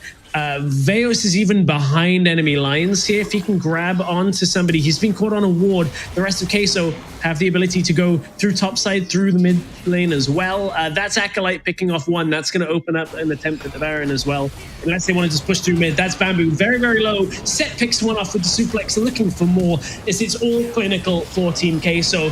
They're going to follow up for the double kill. Andre is making it look so incredibly easy on this Lee Sin. Only Havivu and Lobo remain for Blows Gaming, and it's going to be a 2-0. It just depends on who's going to pick up these final kills, as Andre will fall. It's not long for Havivu to get back into the base. There's the shock blast through the acceleration gate, and Team Queso are going to accelerate their way through the lower bracket and look for a matchup against the winner of our second series of the day. Team Queso make it look easy with a 2-0 win over Blows Gaming.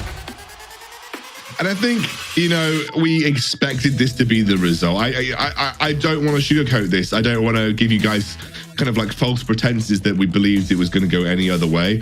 But it's good to see that Team Queso are being clinical. I will say that I think that they seem to lack a bit of killer instinct. I don't know whether it was because of the sort of the danger of it being an elimination match and they really didn't want to take any risks. But against better teams, you give them 18 minutes when you have that kind of gold lead at the first Dragon fights, they are going to find a way back in and get back at you and make more of those opportunities that you gave over to them. So I think if there's anything for Team Queso to take away from this game, it's that just those key moments where you really need to be accelerating and taking more from your opponents. we want to see them kind of turn that dial up just a little bit when they're going up against some of the top teams in our competition. But I think for the most part, it was relatively clinical. As I said, it was a painting by numbers experience for Team Queso. They just did everything by the book, ensured they dotted their I's and crossed their T's, took every inhibitor, took every tower, and worked their way through the base in a regular fashion. But it was, as we said on paper, a bit of a mismatch, and I think Team Queso knew that. And their star player, Andre, I think really stepped up to the mark to stress. Yeah, that's exactly the kind of play we've been hyping up, right? Where it's like you give him a pick like Lee Sin or even the Olaf in game one, he will carry the game. And with players that can allow him those resources, like we know Acolyte can carry, we know Veos can carry, but like they set up the jungle so incredibly well for Andre that when they're able to play around him, that's when Queso looked best. I totally agree on like tightening up some of the loose screws towards the end of the game. I wonder whether they just didn't know that they were that far ahead. Like I know they knew they were winning, but a couple of kills did go over to Hervivu here and there. Yeah, that's one of the things is like sometimes teams don't know that they're 16k gold up when they are. And you're like, we can just one-shot everybody. But nevertheless, Andre, 14-2-4 with that Lee Sin build you're always going to see in solo queue and wonder why the hell your jungler's doing it, because they end up dying all the time. But not Andre. Andre only died twice in the entire game. Really strong performance from Team Queso. Expected, but that's where you want to see them follow through. You don't want to see them fall at a hurdle that should be an easy win for them. Yeah, especially if you're a huge Team Queso fan. Like, I know this was a Spanish showdown, and the Spanish community is amazing, by the way. They are really vocal, really passionate, and really supportive.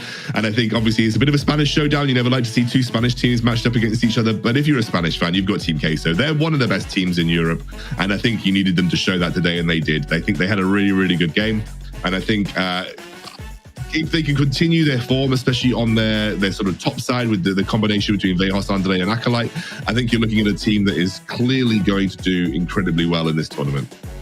Yeah, we're expecting to see Queso for another couple of rounds, I would say. The thing about Blows, I think, you know, they now have time before the last chance qualifier. Unfortunately for Blows, they are eliminated from this stage of the competition, falling out of the lower bracket. When we saw them performing against teams like Principality and they performed well, I don't think there's too much that needs to change about their play style, but I think it's more of an in-game thing. Stuart and yourself mentioned it a lot about just their reaction times of roaming out of lane and contesting plays. And there were some plays that they started to contest and they backed away, and then they kind of went aggressive again, like Lobo on the Alistair looking for an engage when the rest of the team are backing away. That's the kind of stuff that you can scrim and get better at over the next few weeks before the last chance qualifier. They still are not completely done with the WREC. We probably will see them later on this month. Yeah, again, like you mentioned, last chance qualifier is going to be a great spot for all of our teams that are just on the fringes of being great to put themselves in that book and make sure they're still in with a fighting chance of representing Europe. And I think, as you mentioned, there were some moments there in that game where it felt like basic errors, especially those Alistair engages, but nonetheless, those can be fixed and fixed relatively easily. Yeah, a lot of the fights in this game started with like Lobo and Blows looking to contest. Let's take a look at our play of the game and see whether any of those plays were the undoing of Blows. A lot of them just came from Andre looking aggressively for all of the fights on this Lee Sin.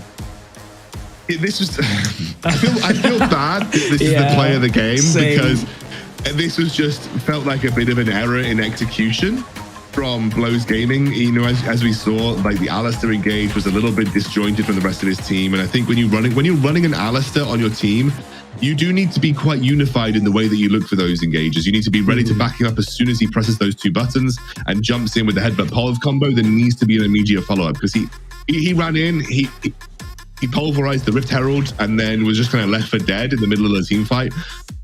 It wasn't the most coordinated play from Blows Gaming right there. But again, you know, at the end of the day, they were trying to play it, from their perspective, trying to play around the area of the map that they felt was strong, because they had a good early start for their top jungle duos. So they were trying to play around the strong side of the map, and they was just so desperate to keep that strong side of the top map with the Rift Herald, but unfortunately played right into Team Queso's hands. Yeah, Lobo, I promise I didn't set you up for that. I didn't know that was going to be player of the game immediately. Let's take a look at who our MVP was. I mean, Team Queso built this entire series around Andre out of the jungle. It would heavily surprise me if he's not the MVP, but I never know as we come into these segments. So I'm just going to assume it's Andre. Yeah, of course it is. Both games, Olaf and then Lee Sin. Yeah, I think he usually stands out as the performer on the Team Queso roster. I think he's such an excellent jungler. He's really smart about the game. And, I think when Ruiz was on the team, there were two players that were often sort of looking to be that sort of resource-heavy star player. And I think now with Vejos, he's much more comfortable supporting and helping Andre and helping a game plan that accelerates Andre as well. And I think this time round, both of these games, you just saw how easy it was to play around this superstar jungler, one of the best junglers in Europe. Probably a lot of people consider him the best jungler in Europe. So I think deserved MVP for Andre here. And I think we'll see many more of those throughout Wild Rift Esports. Yeah, I think so for sure. Like a player that you have to keep your eye on and you have to respect. Difficult to ban out as well. I'm looking forward to seeing more from Queso. I think when we start getting the matchups with like Vex in the mix, SE7 is also a jungler who we're starting to see a little bit more from WREC. So I think there are some big names in that jungle role, and we have some really exciting jungle players in Europe. I want to hear from one of the players from Team Queso. This is a player who has had a quiet set of games, not out of any negativity, but just because Andre has been carrying so heavily. We've got an interview with Joey with Stuart. Let's hear what Joey has to say.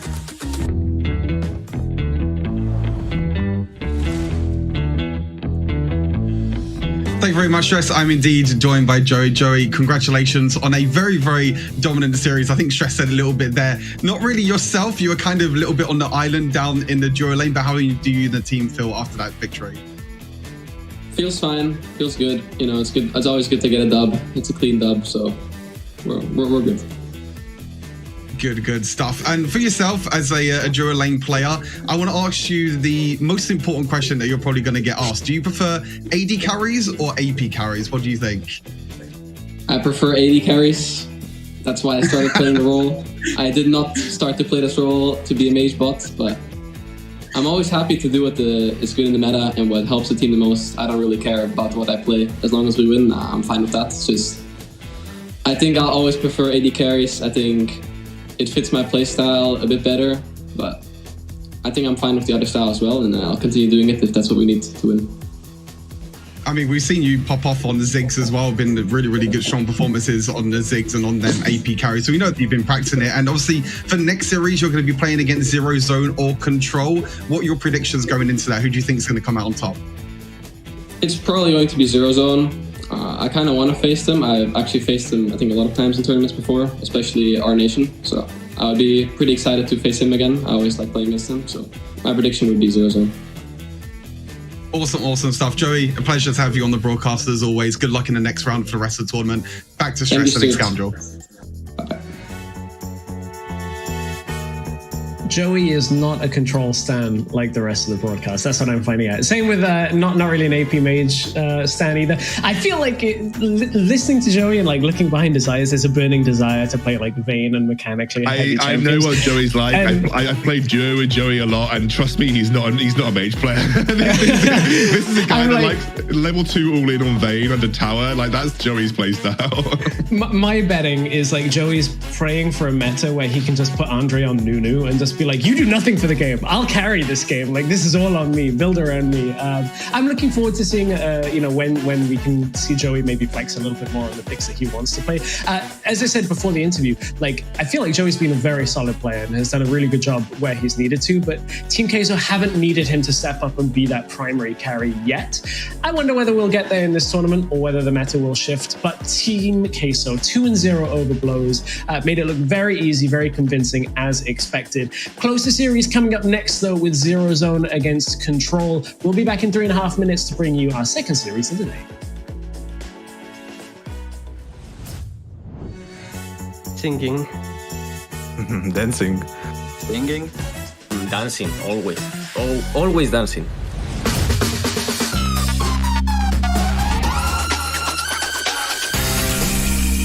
Definitely singing. I'm notorious in my household for singing songs about my cat. My girlfriend loves them.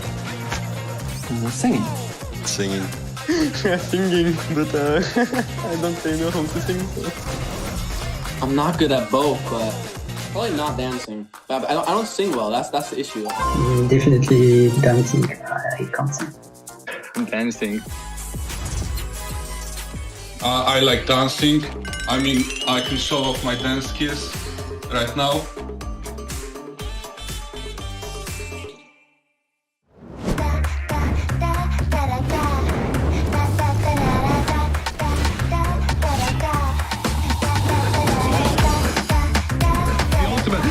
Huge amount of healing. They've repelled this at the tower. That's oh no! I just said it. We get to it, let's get right to it. Jumping up and on, let's get right to it. In this situation, can they get Fallon into the pit? They're going into Super Sticker Best on the pit. It's a huge deal. It is absolute decimation. They basically aced them in one go. Wow, what on earth? Lobo will be able to Justice Punch his way out. And actually, that's a beautiful setup, though, from Blows. They're able to get the low health bars down. Zed comes to clean up and locking a number of players in place with easy kills. As well, almost simultaneously, all three inhibitors fall, and it feels like it's all she wrote for Mood, as they're now looking for more, as that's a proto belt forward, getting the damage down, triple kill lands already. Zeros don't actually pick their fights. Now in comes Miller behind. That's a beautiful body slam! The best Gragas we've seen here in Europe already this season.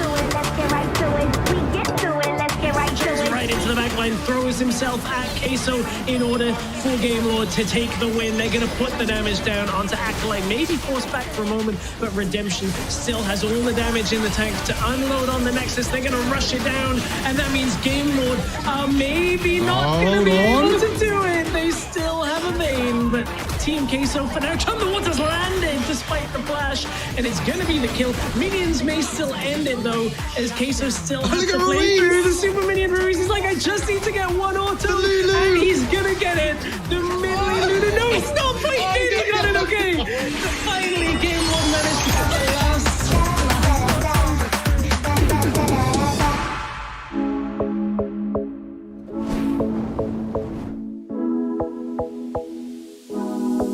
Frozen over, stuck in time, out of breath in my mind. Is this how it will be when you promise this, you and me? Could it be us? Could it be us? Till forever, forever us. Could it be us? Could it be us? Till forever. Say you'll be mine. Say that you will, say that you will. Say you'll be mine. Say that you will, say that you will. You will always be the deepest part of me. Heavy hearts healed in time. Memories stuck in mine. Never believed I thought again that our search was at its end. Could it be us? Could it be us? Till forever, till forever. Say you'll be mine. Say that you will, say that you will. Welcome to the official Riot Games WREC EMEA Championship. Everybody round here know we get hype. Everybody round, everybody round, everybody round, everybody round, everybody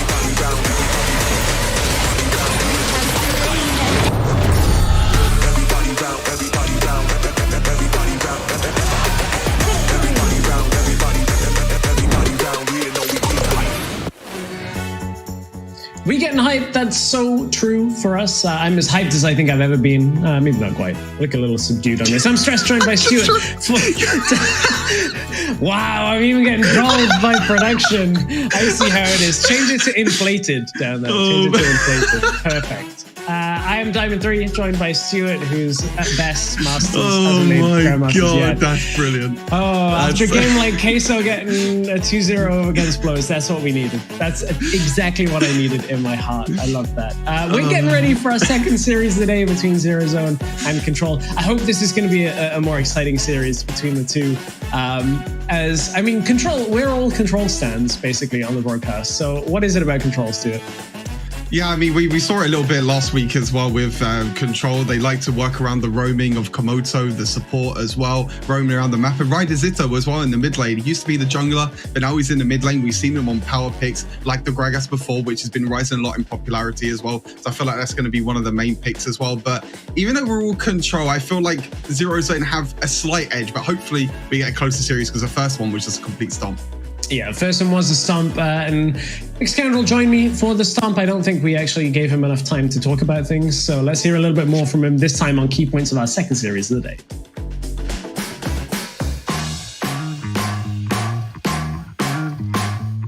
Thank you very much, James Diamond 3 O'Leary. We are jumping into, obviously, our next series of the day, and I think I want to start off with some of the Zero Zone drafts. I think they're a team that clearly, I think on paper, people are expecting to win here, but they haven't quite adapted to the recent meta shift that we've seen a lot of teams run towards. And I think for Zero Zone, I want to see them go towards more teamfight heavy teams. I think they need to exploit that and win, as we've seen many of the better teams do, around objectives and essentially snowballing from that point onwards. I also want to look at Control. I think despite the fact that we kind of like Control stands here in like a weird way, I think they have also been looking better from every single game that we've seen them play. They've gone from strength to strength and started to look more and more confident in the way that they're playing the game. Their macro has started to look very good. And I think, if they're going to have an edge in this series, it will be through the roaming of Komoto and how much he can impact the game from a very early stage. I want to then move that on to the discussion of bot versus top and mid. I think Control need to win through the bottom side of the map. Like I said, Komoto's roaming and using that as a leverage to get themselves a significant lead. I think if left to the game's own devices, the strength of the solo laners from Zero Zone is going to take over. I think that's going to be an issue for Control overall. Going to hand it back to our boys, Diamond 3 and potentially Master Tier. See you soon. All I'm going to say is there's only one of us that doesn't regularly play with pro players and get carried, and that's me. So that's why I'm stuck down. If any of the pros want to come and take me out of Diamond 3, I'll totally do that. But it's a hard-earned Diamond 3 badge of normally plays above their rank that I have in your crappy games in Master. Anyway, let's focus in on the series. This is not about us. This is about Control versus Zero Zone. Let's take a look at the rosters for both teams and take a rundown of what we're expecting. So Zero Zone starting out, I believe, on the blue side, Patterson, Labunya, Sefiro, R Nation, and Fran. Going up against Control, that's Jash, Ferox, Ryder Zito, Eman, and Komoto. Some big names. I think Patterson's been one of the players from Zero Zone that I like the performance of the first couple of weeks. We also heard him in some interviews, and seems really well put together. Some real strong top lane players in the league right now, and I think Patterson's a dark horse there. Yeah, I think Patterson has definitely proved that he can be one of the best as well. He likes some carries in the top lane as well. And then Scoundrel spoke about it as well with Sefiro as well, the kind of solo laners for Zero Zone, which I think have a little bit of an edge over Control. And if the jungler can play around them solo laners, if you can get Patterson or Sefiro ahead, we'll have to see and wait, we'll find out. But I think that's their kind of game plan going into this, trying to get them solo laners ahead. Yeah, totally agree. We've seen mage performances out of our nation as well on the Morgana. Make sure that those of you in chat get your votes in for the predictions. I'm expecting this one to be a whole lot closer on the predictions than the 90% we've had the last couple of days. On the side of Control, I think when they've looked best, we've already mentioned it before, it's about Komoto on the supports. We saw the Galio, like 4-person stun to deny, or taunt I should say, to deny a Baron steal attempt last week. Like, that's the best that Control have looked in my mind. Yeah, 100%. We all kind of mentioned it already, Komoto on the roaming supports. I think that's going to be a big priority as well in this draft. We've seen a little bit more priority on them AP carries, a little bit more priority on the supports in the first rotation as well, so you can ban out a few. But Olaf's one champion that we saw in the last series. Zero Zone not going to give that over to Ferox this time. No, that's one of the picks that we've seen just run rampant now for a few days as well. So, rightfully makes it onto the ban list. We'll see whether we get the Yuumi ban. There it is, from Control not wanting to play up against that. of picks have found their way all the way through the draft. Like Jax was getting banned out a lot, partly for the priority with Yuumi as well. But last series didn't get banned at all. Zed off the table for Zero Zone this time around, though. Yeah, Jax did get a slight nerf in the previous patch. His attack speed did get lowered, but not by that much. It's not that much of a difference, but I feel like teams are just going towards more of like these team fight junglers, less of a more, you know, I guess you can call it a split push junglers in a way, which sounds really, really weird. But that's kind of what Jax does. Jax just likes to farm early. And then when you get into the mid and late game, you can go into the Baron lane or the duo lane and look to roam around. And that's the really important ban there, actually, from Zero Zone. I really like that Thresh ban, kind of denying the champion pool already for Komoto. He still has Galio, which we saw last week as well, him perform really, really well. But Fiora and Garen banned away as well. Pretty standard bans, to be fair, but there's a lot open, and Gragas is one of them. Yeah, Gragas is one. We've seen the Jace priority set, actually super high priority right here. I wouldn't mind seeing like Gragas Galio picked up here. That's a lot of like magic with a tank situation, maybe the Lee Sin in place of one of the two of them. But I think those are two picks that I think Control should be looking at. Jace, we'll see whether they go for it. There's a couple of other jungle picks like the Kha'Zix that we've seen a few times available should Ferox want to go for it. Rakan does a similar job than what we were expecting from Komoto. Roaming, engage, gets the fight started. Yeah, 100%. It's been a very, very popular pick throughout, well, many series now in the WREC. We haven't seen it on Komoto too much, but again, it's the same sort of play styles like a Thresh, a Galio. You want to roam, you want to be in them team fights as well. It's going to be very interesting to see what they second pick. Like I said, Lee Sin, Gragas, but it is going to be that AP priority, on the Ziggs, which is very, very interesting for it to come in the first rotation. I do wonder, though, there's a lot of diving picks available. Like Camille is still up, Lee Sin is still up. Like these picks that can get to Ziggs now that he doesn't have Thresh alongside and can really cause problems coming in from different angles. So I wonder whether Zero Zone will opt towards that style now and really try and pressure out Eman's Ziggs. I think Gragas does a similar job in the way that we've seen like players like Vex play it. Getting that body slam flash cask range is huge, and Ziggs is going to struggle to put enough distance in between. There's the Camille as well. This is exactly what I was a little bit afraid of. Yeah, the dive of the side of Zero Zone at the moment is absolutely disgusting. You're going to have Camille jumping in onto Ziggs. You're going to have the explosive cast as well, which we've seen Patterson play Gragas before. We've seen Patterson play Camille before, and we've also seen him play Set. So it's a triple flex here for the side of Zero Zone. Obviously, the Gragas can go down to the support role as well, but it makes it really, really difficult for Control to actually ban out champions now, because you don't really know where these champions are going to go, and you don't really know what to ban out. Obviously, they're going to be picking up the Darius, which is most likely going to be in the hands of Josh. They're going to be banned in away the Varus for now, and Kha'Zix is going to be banned away for Zero Zone. So kind of denying the champion pool of the jungler moment for Zero Zone. But yeah, I would be really, really worried at the moment if I was on Control, and especially on E-Man. And I feel like with these picks towards AD carries taken away, Zero Zone will obviously be looking for their bottom lane. Control need to look for some kind of disengage. Lee Sin would be one from jungle. It's not that reliable. The other option is zone control, bringing something like a Nunu. I don't know how good Nunu's matchups are right now, but you're essentially putting distance between the enemy front line and their back line. It's going to be the Lee Sin. Okay, I think that's, pretty standard. We've seen it a lot against Camille. Yeah, I'm surprised that Lee Sin hasn't been, picked or banned all the way throughout this stage. You see a lot of high priority. Oh, there we go. Seraphine, we've seen it a bit over the last few days, this weekend as well. Again, the team fight. But a really strong thing about this as well, and also Nakali, so this is going to be a Seraphine Gragas in the duo lane, which is quite interesting. Probably set jungle, Camille top, Akali mid. The great thing about Seraphine, which is a very, very old combo, I remember playing this. Again, I'm talking back at Origin Series and ESL, but Camille and Seraphine, if you lock down the champion with the Camille ultimate, with the Hextech ultimatum, you can follow that up with the Seraphine ultimate as well. And if you can hit the Camille, it will extend the range of the ultimate as well. So again, it's just more about locking down the champions for Control, especially the Ziggs, and trying to wombo combo the Ziggs as well. So the Ziggs won't have enough time to throw the bombs and do a lot of damage. Yeah, that's my worry, is like that Seraphine ult going all the way through the team fight, hitting multiple people, and Akali brings you finishing damage. Like she's going to be able to execute those picks really quickly in the backline. So Zero Zone have a really strong dive potential here that I don't know that Control have brought enough to actually dissuade. There's an opportunity for Control to kind of like combo the Rakan, the Lee, and the Ahri into like individual picks, but I think they have to avoid team fighting quite heavily against Zero Zone. Yeah, I think the problem with Control as well is that all their champions want to go in as well. Rakan wants to go in, Darius wants to go in, Lee Sin, Ari all want to go in. So what are you going to do? You're just going to leave the Ziggs on an island by himself or something? You know, there needs to be some sort of way that you're going to protect the Ziggs, but I don't really see it unless Komoto is just not going to be going in during these team fights. He's just going to be on the back line using the quickness and using the knock up to defend the Ziggs at the same time. But it's going to be very interesting. Both team comps want to go in. Both of them want to dive as well onto the back line. So we're going to be seeing two heavy team fight comps clash in this matchup.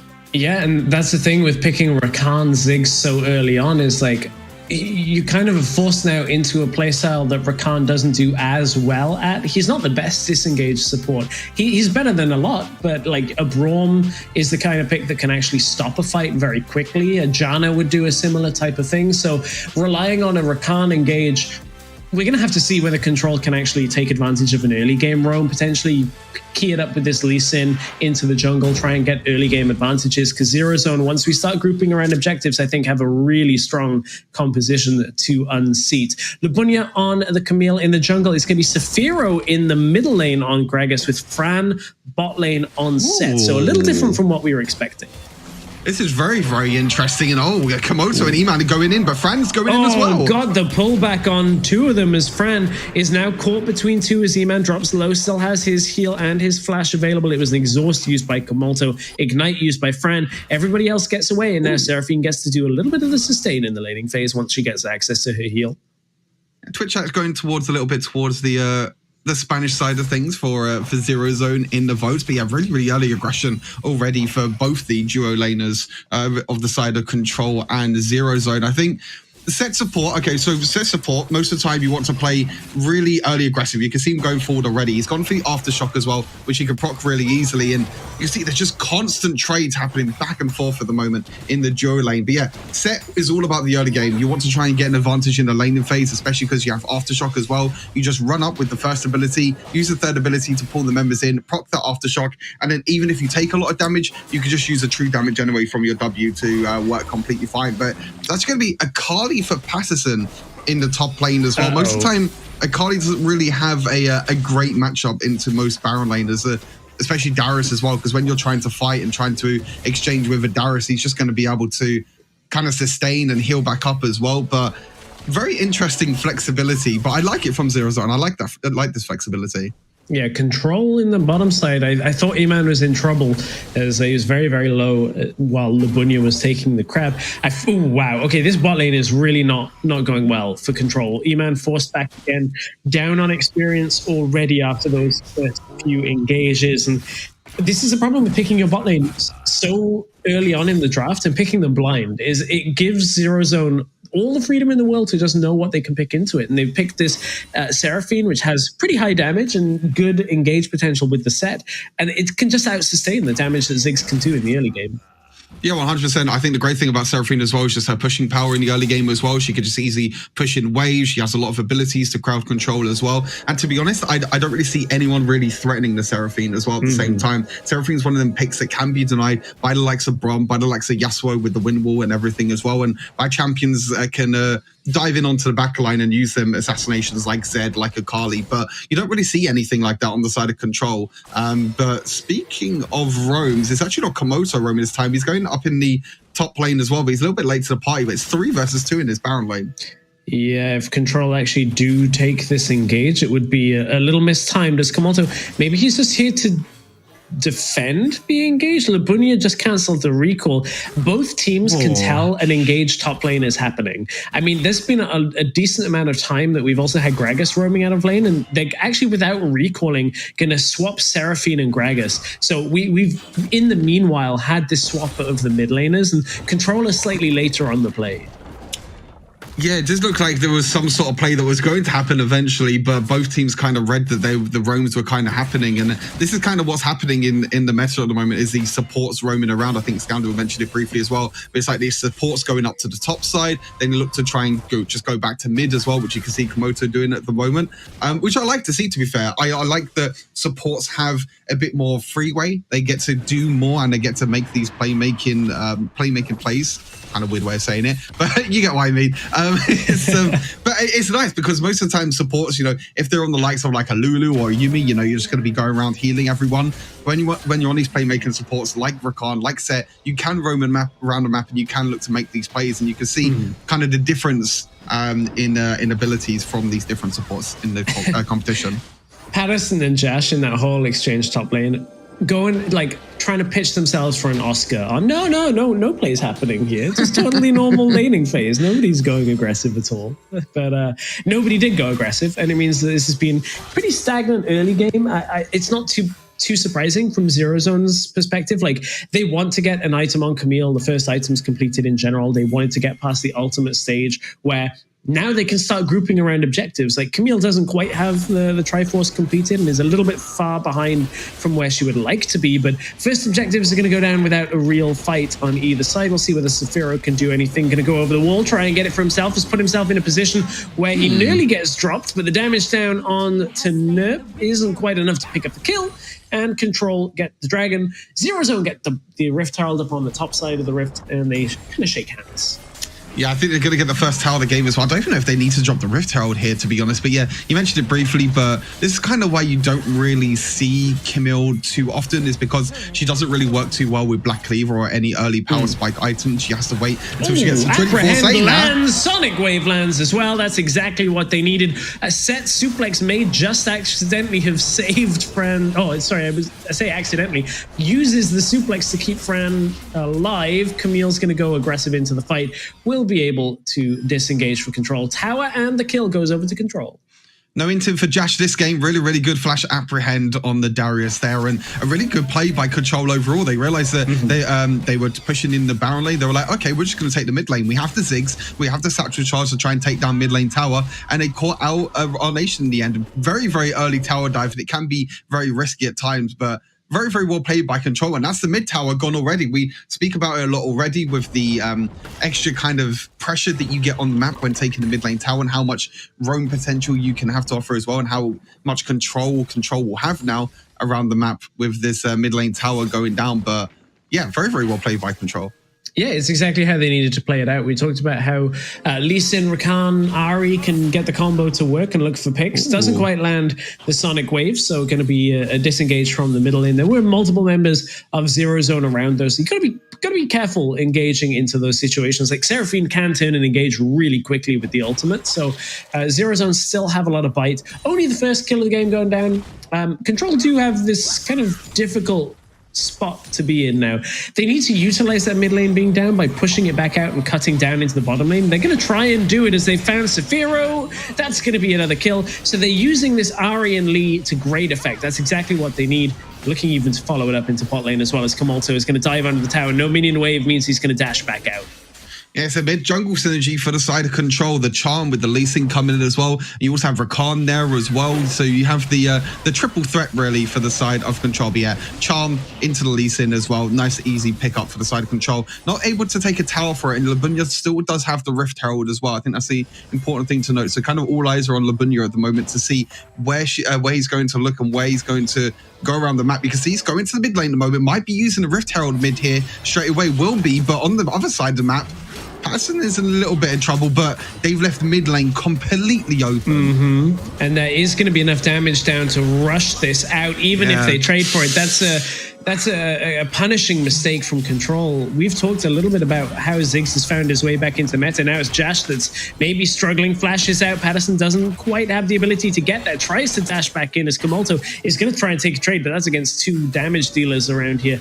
Will back themselves away mid to bot now as we're looking at our nation. He's behind the tower for some reason. The Ziggs ult comes through, and this game is very messy. This is far less clean than this should be by both of these teams, as Control are going to give over a triple kill to Lee Sin. Control 5-0 on kills. The objectives have been going to Zero Zone, but Control are in the lead.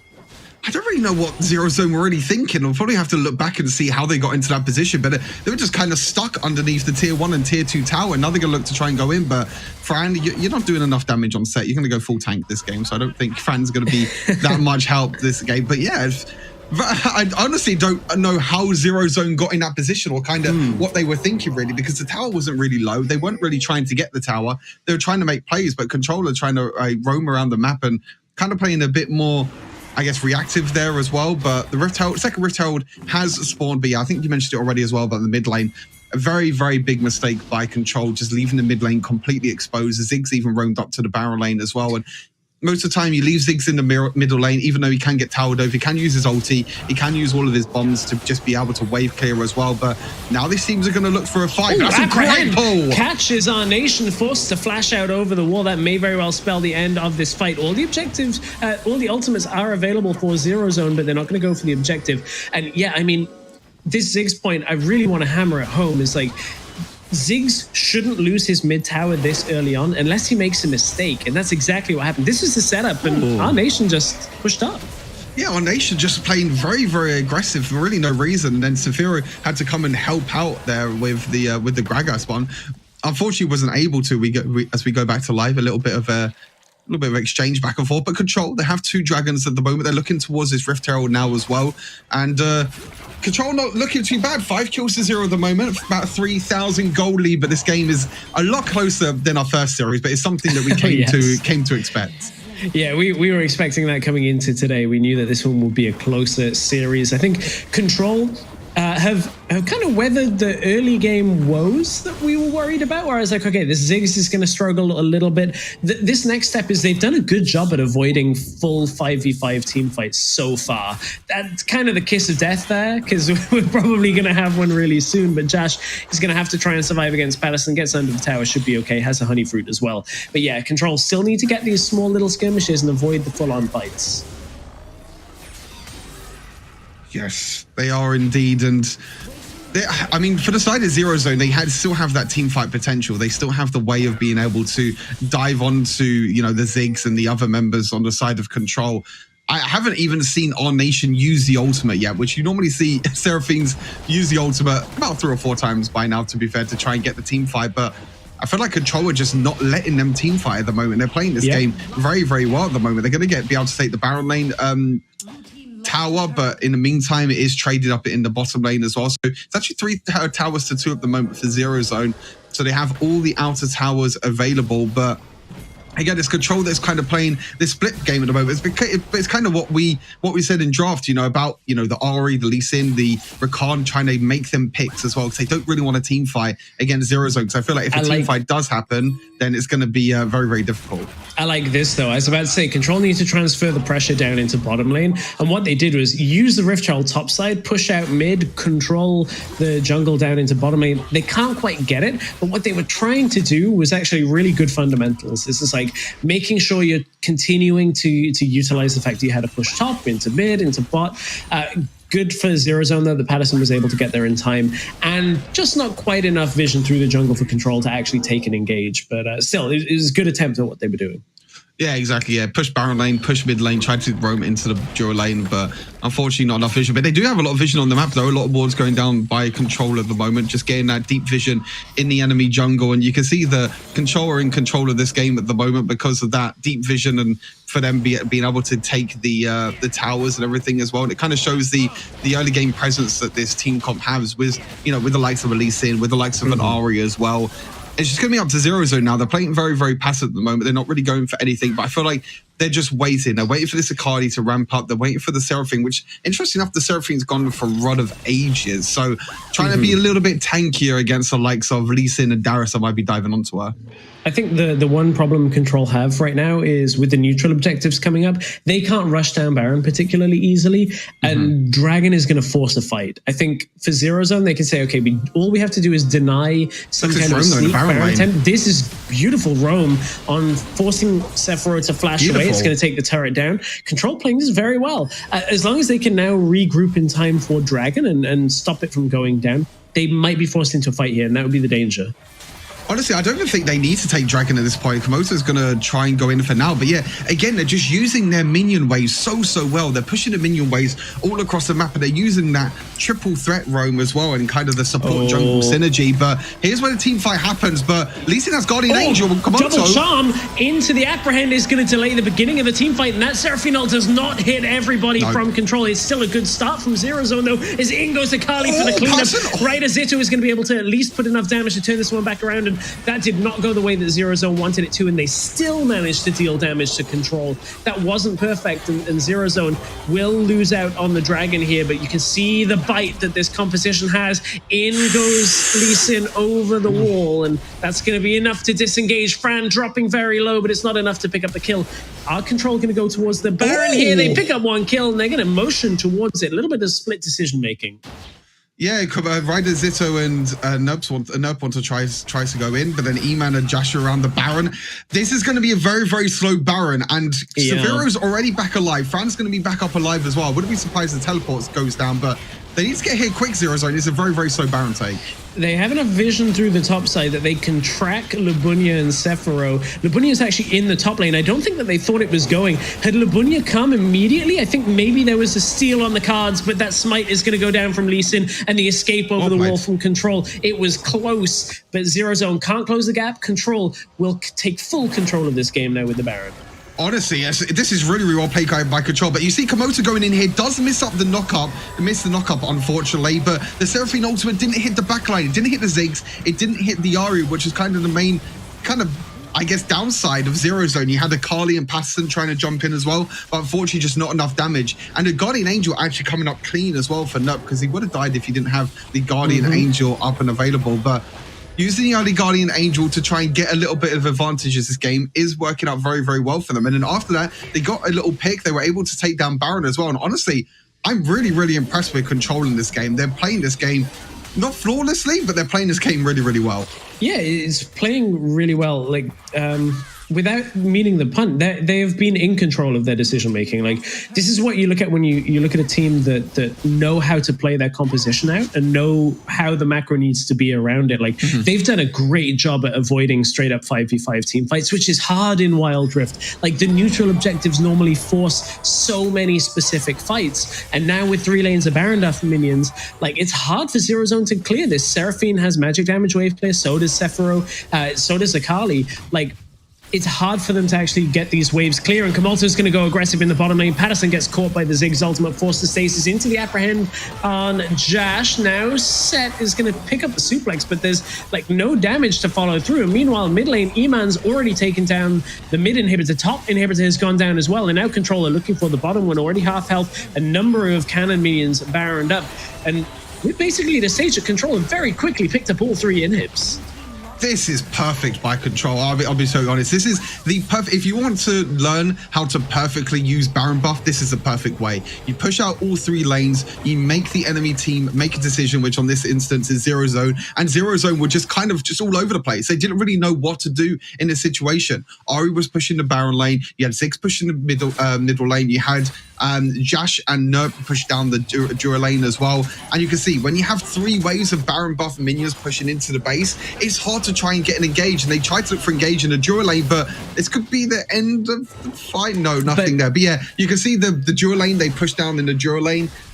They were able to kind of pull the members of Zero Zone, which allowed them to get top lane and mid lane inhibitor, and then all they had to do was group of 5 at Dura lane and then easily take the triple inhibs. We've seen teams that in that case would have just gone aggressive anyway, but I think this bot jungle fight or attempted catch on Lee tells you exactly Control's way of playing. Somebody said no, back away, heal up, and now they're going to look for an engage in the bottom lane as that's Akali already out of the fight as Patterson gets blasted. Kamalto goes through 3, goes through 4, into the fountain, doesn't even matter because he's going to set the team up. He knows he was there to trade, but hold on as the sustain comes through on the back end of the fight. Our Nation very, very low. It's gone a little bit awry though, as that's the Seraphine presence that we've seen, and Our Nation survived through. Control overextend. The first time in this game, Control looking a little bit shaky, but they still have the 3 inhibs down. Elder Infernal is on the board whenever they want it. Yeah, I don't think they really need to go for the play, especially because, like you said, the Elder Infernal is up as well, and I feel like if they...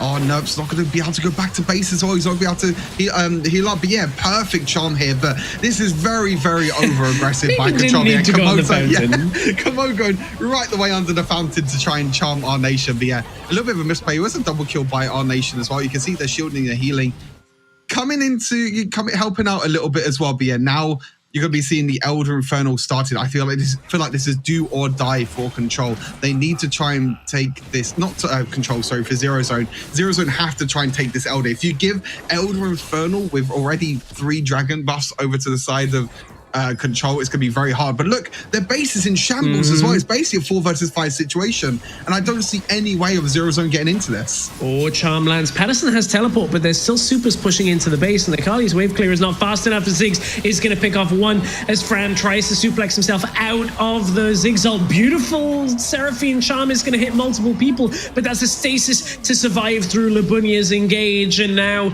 Control. They haven't lost anybody, whereas Zero Zone are 2 players down. Super Mini is pushing through mid, Super Mini is pushing through top, and that's already the GA proccing for the second time. Jash is going to try and get one as Patterson is going to even it up, and the rest of Control will push down the Nexus to take the first game against Zero Zone for the most part in very clean fashion.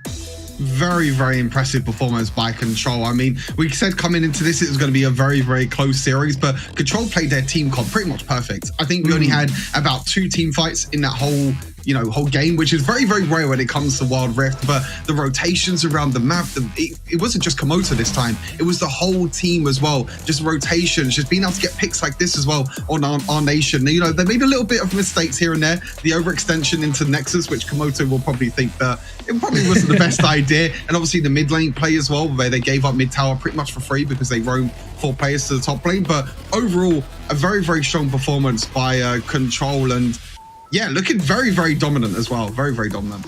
Yeah, I think that mid lane play that we saw at the beginning of this highlight package is the type of play that Control needed to just be like, oh yeah, this is how we play. Like Lisa and Ari, it's real easy. We just get the kill on Seraphine behind the tower. And then from there, other than that extension in bottom lane, like the period of play where Control go into the top side, get a pick, get the Baron, push all 3 lanes, all 3 inhibitors down, is one of the cleanest Baron plays that we've actually seen so far in the WREC.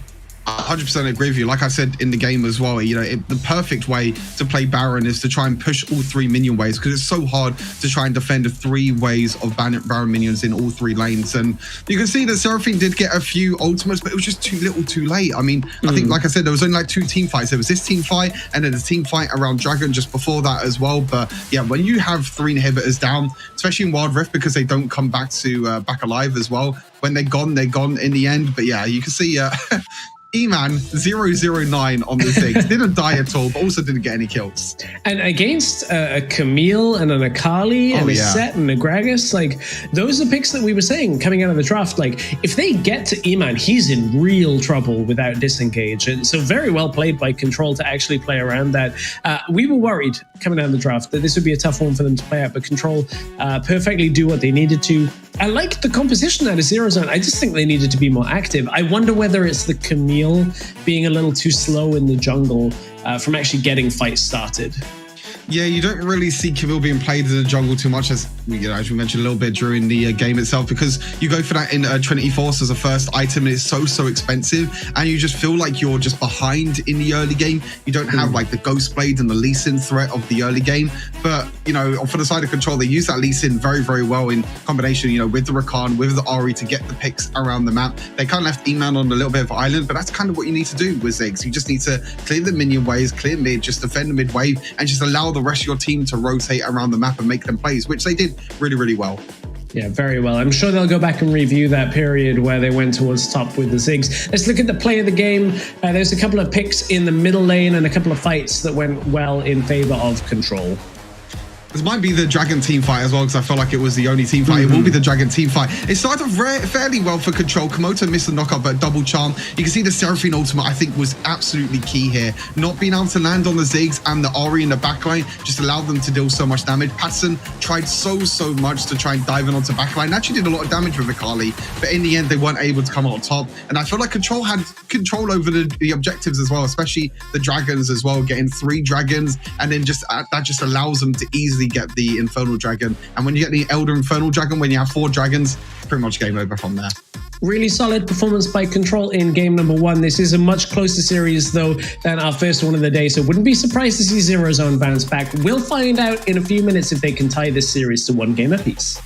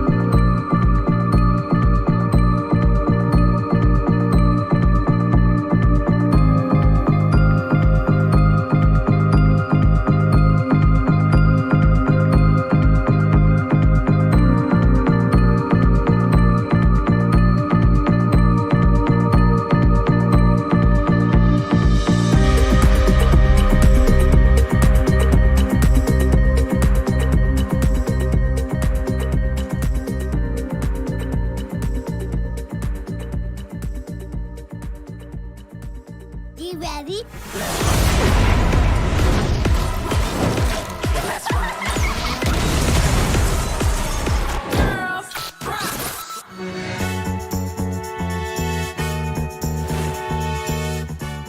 Welcome back to WREC. I'm Stress, joined by Stuart for our second series of the day. We thought it was going to be a closer one. Zero Zone not yet really showing up in that game against Control, and Control looking very solid. Yeah, I'm really looking at Zero Zone to kind of bounce back in this series. I feel like just the draft and in game, they were just kind of all over the place, to be fair. You know, different picks that we haven't really seen from them before, you know, because of all their flex picks that they had during the draft. We thought that players were going in certain, or champions were going in certain lanes, but it was just completely different. And in the game itself, it just felt like they were just playing a little bit too passive for me. I want to see more aggressive plays from Zero Zone going into the second game. That's what you want to see. That's what I want to see. Let's hear what Xcandrel wants to see out of Zero Zone heading into game 2.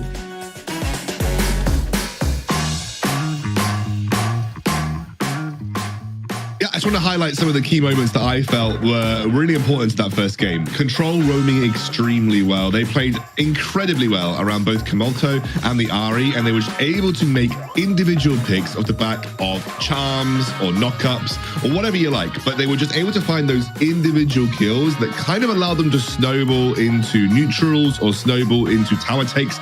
I think that was the most important thing. Whilst they were sacrificing some neutral objectives, they were getting gold on the map. And that gold allowed them to snowball their item advantage really well. I also think Zero Zone were unable to get team fights. I don't think they were able to get the setups, and I think that played away from their composition. As Stu said, there were only 2 team fights in that entire game. And when you've got a Seraphine and a Camille, and you're trying to make that combo happen time and time again, that's not a good look. You need to have ways of forcing team fights in a better situation. And I think there was a lack of wave control in the side lanes, and the fact that Control just said, well, you go set up a Dragon, we'll take top lane tier 2. Lots of ways that there was avoidance of team fights, which didn't play well into the Zero Zone composition. And finally, early game. Early game is proven to be key here. It was the early game rotations and the early game catches that gave Control the platform to win, and Zero Zone were just far too passive and unable to exploit the strength of their solo laners this game. They need to shape up their thoughts in the early game if they want to take Control on here.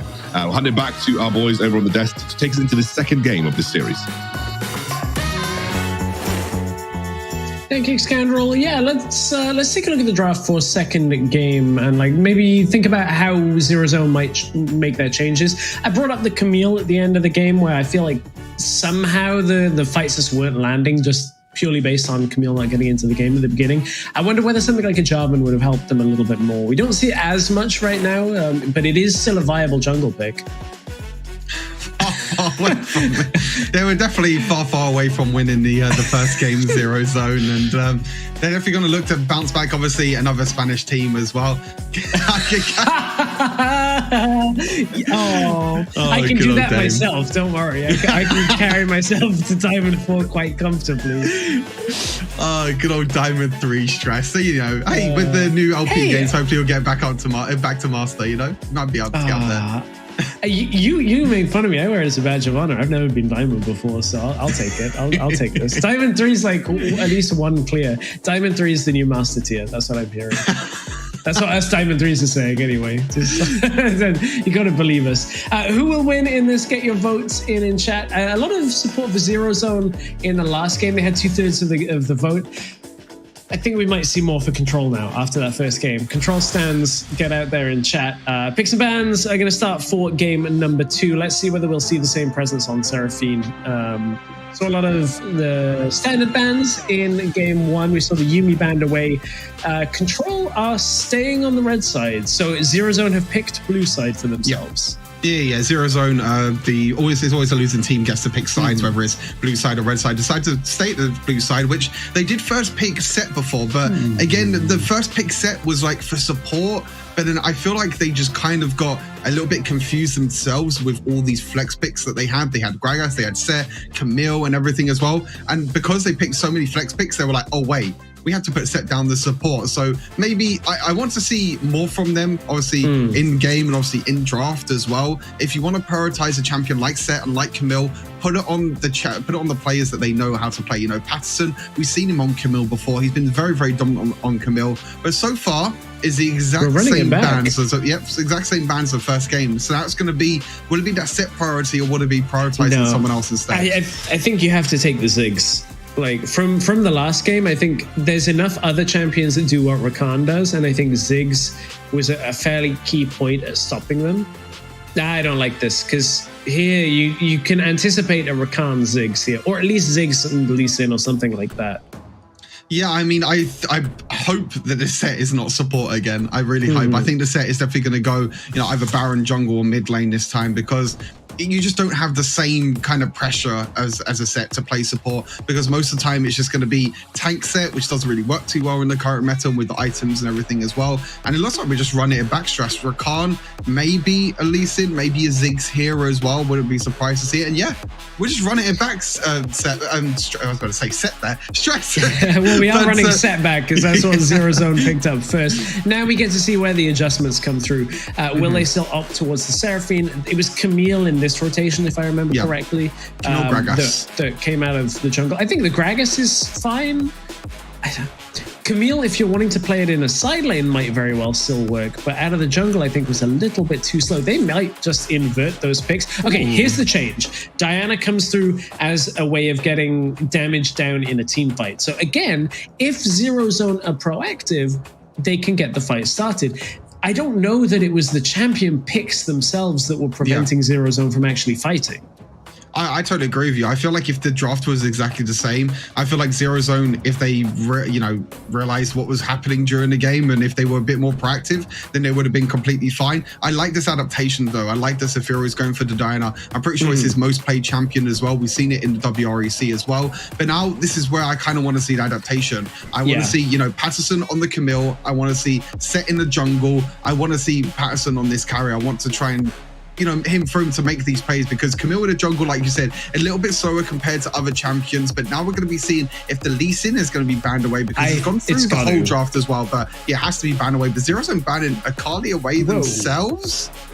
Bit of a weird I don't know that I like that. I think Lee Sin's a really straightforward ban here from Zero Zone. I think it was too quick, too early on. Control's draft is literally the identical draft to last game.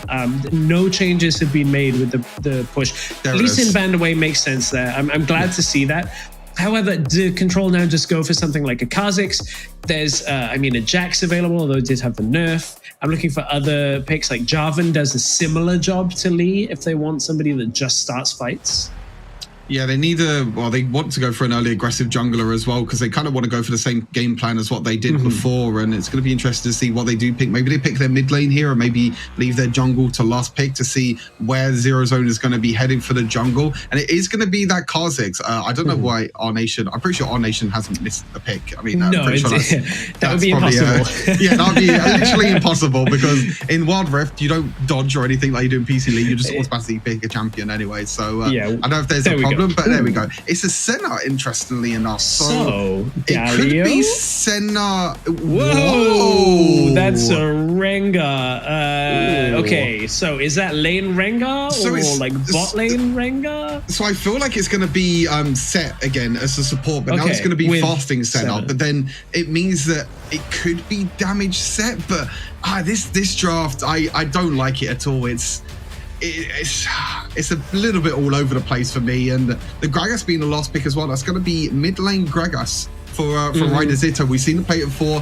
The crazy plays he did with the body slams before. We saw him pop off on it before, but yeah, I mean, again, Zero Zone draft is a little bit all over the place. But I think this is the first time we've seen Rengar. Yeah, we're going to get a Nemesis duel eventually if this game goes long enough. Oh yeah, true. With Kha'Zix and Rengar. Yeah. I immediately was just like, are they doing a kill lane in the bottom lane, forgetting that Set can go down there as well? I think you're going to get heavily outranged by this Ziggs.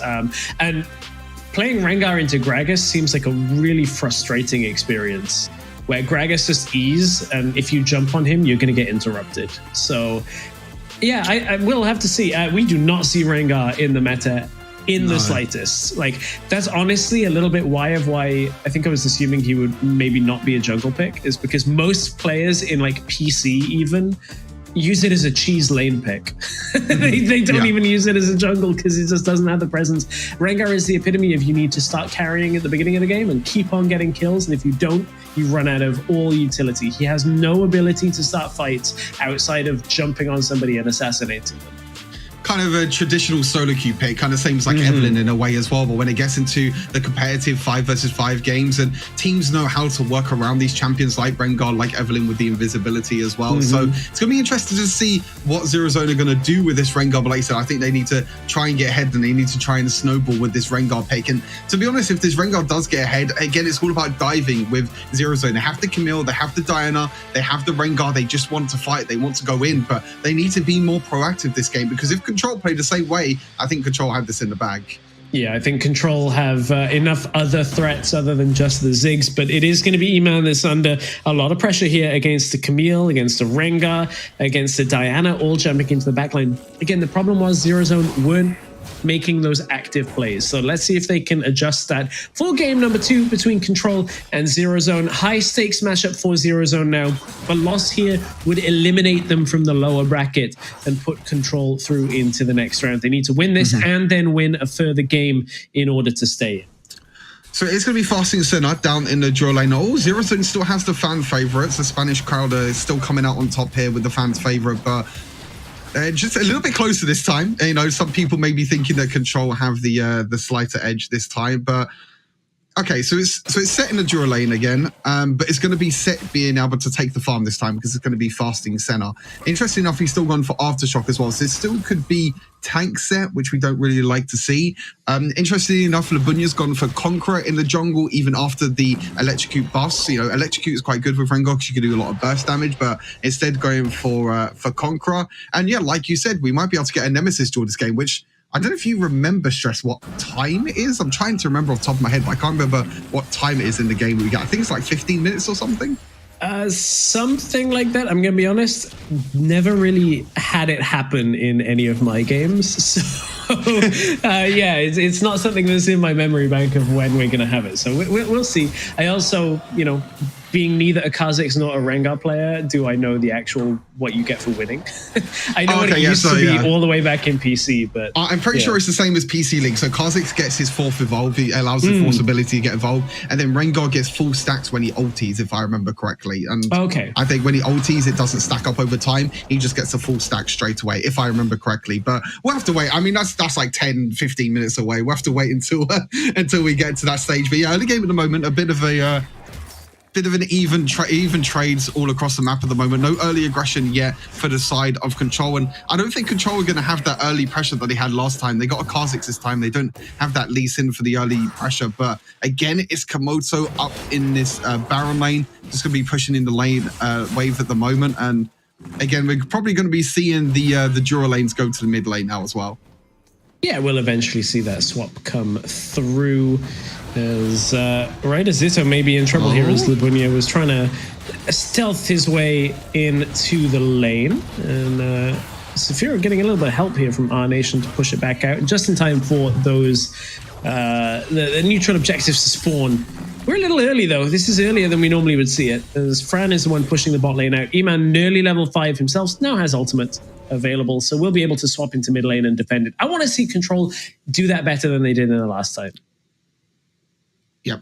Hopefully they do it better this time. But yeah, you can see the kind of problem with Rengar already, to be fair. I mean, he uses his ultimate. To be fair, that's the first time I've seen Rengar use ultimate like spectator mode. It's kind of cool with like all the pulsing effect with the skin and everything. It's pretty cool. But yeah, I keep looking back at this Rengar pick because I'm just thinking to myself, like, how does Rengar really jump onto anyone unless someone's like isolated and someone's by themselves? But you have Gragas that could just, you know, jump away. You have Ziggs that can satchel charge away. Rakan has a knockup. Kha'Zix can jump away as well. It's going to be very, very interesting. It looks like he's going for Trinity Force Rengar, which is, again, a very, very slow build. Most of the time when you go Trinity Force first item, you're not going to have that first item spike at the first dragon. So sometimes you see like Duskblade on Rengar works really well because of Duskblade passive when you use your ultimate. You see items like even Solari Chargeblade work quite well with the Trinity Force as well. So again, it's just going to be more damage-orientated carry jungle, but you can see the item differences already. It's actually Kha'Zix the one that has Duskblade already. Gragas already has the Luden's Echo, and E-Man doesn't have the Luden's Echo just yet, but an item advantage at the moment is in the clear control's hand, and they're going to look towards this dragon. Yeah, they're going to look for the first neutral objective of the game. Control should be able to really take this down. You already mentioned how the itemization is not really in place, although Labunya is going to try and get himself close enough. In comes the engage, taken by Kha'Zix. There's a double knockup, but look, the low health bars might make this difficult for Control. It's actually the first kill of the game going over to Rengar. Has taken down Gragas, now looking for more onto our nation, but it's E-Man backing away. This is the pressure into the back line that Zero Zone had, and now it's Nerf taken out. 4 kills go over to Zero Zone. Dragon goes to Control, but a big gold lead to Zero Zone. Yeah, it's a huge team fight, and you can see that when they're grouped together, Control, you have the likes of Patson that can jump in on Camille. You have Sephiroth as well on the Diana. You can see the kind of threat that the Zero Zone have, and Komoto's trying to defend this mid wave. He will be able to do that as well. But I feel like it actually started off pretty well, that team fight for Control around the Dragon. You had Labunya jump in, but as soon as Labunya jumped in, Komoto used the ultimate, used the knock-up as well, and they were able to get a lot of damage onto Rengar, but then he flashed away and he was able to survive, and I felt like Control just overextended a little bit. You have the Dragon, just back off, just disengage. You don't need to engage and make these crazy plays because you already have the Dragon, but they went a little bit too far, and it allowed Patterson to come into the fray. It allowed our nation as well to do a lot of damage onto the backline, and now it's a goal lead for Zero Zone. So this is where we're going to look now and see, okay, how is Zero Zone going to use this gold lead? How are they going to be able to rotate around the map with this Rengar and try and make the picks around the map? Yeah, that is a key point of this matchup for now. I can report back, I found out about the Nemesis duel.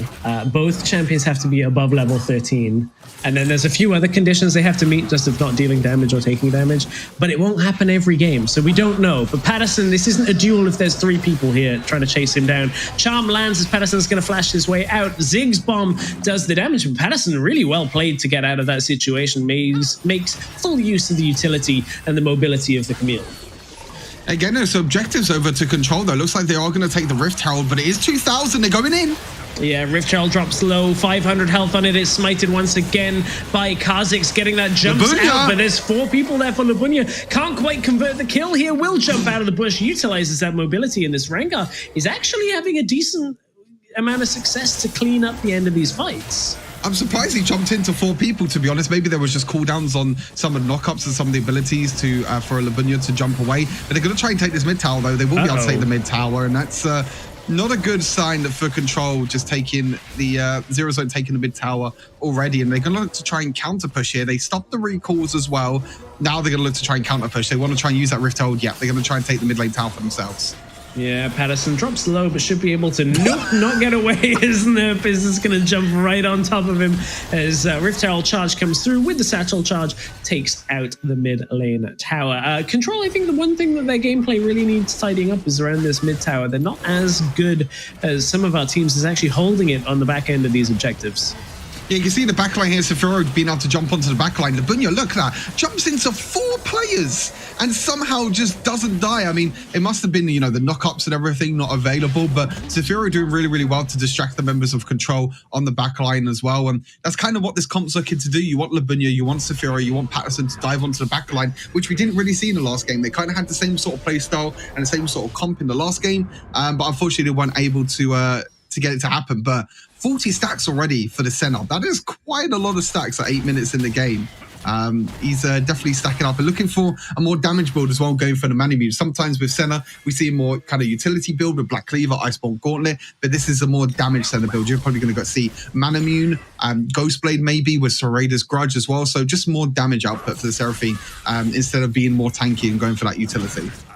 Yeah, I feel like they're just trying to get as many members of Control low so that this Rengar can hop through the back of the fight and pick off the low health targets. Control are going to try and contest this Dragon. It's basically a full 5v5 with everybody down here now as Komoto is going to go in. Already does some damage to Labunya, and there's the Hextech Minefield, but that's a beautiful pull-in from Cetus. Kha'Zix is into the backline, ripping through the team. Josh has fallen. Kha'Zix can't quite find the kill onto Fran. Looking now for the resets as Patterson is low. Double kill already, triple kill to start this out. It's an old school from the Kazakhs, ripping through the back line as Sefiro gets himself the honey fruit. It's only a matter of time. Shout out to T-Man on that one, as that's an unstoppable Kazakhs.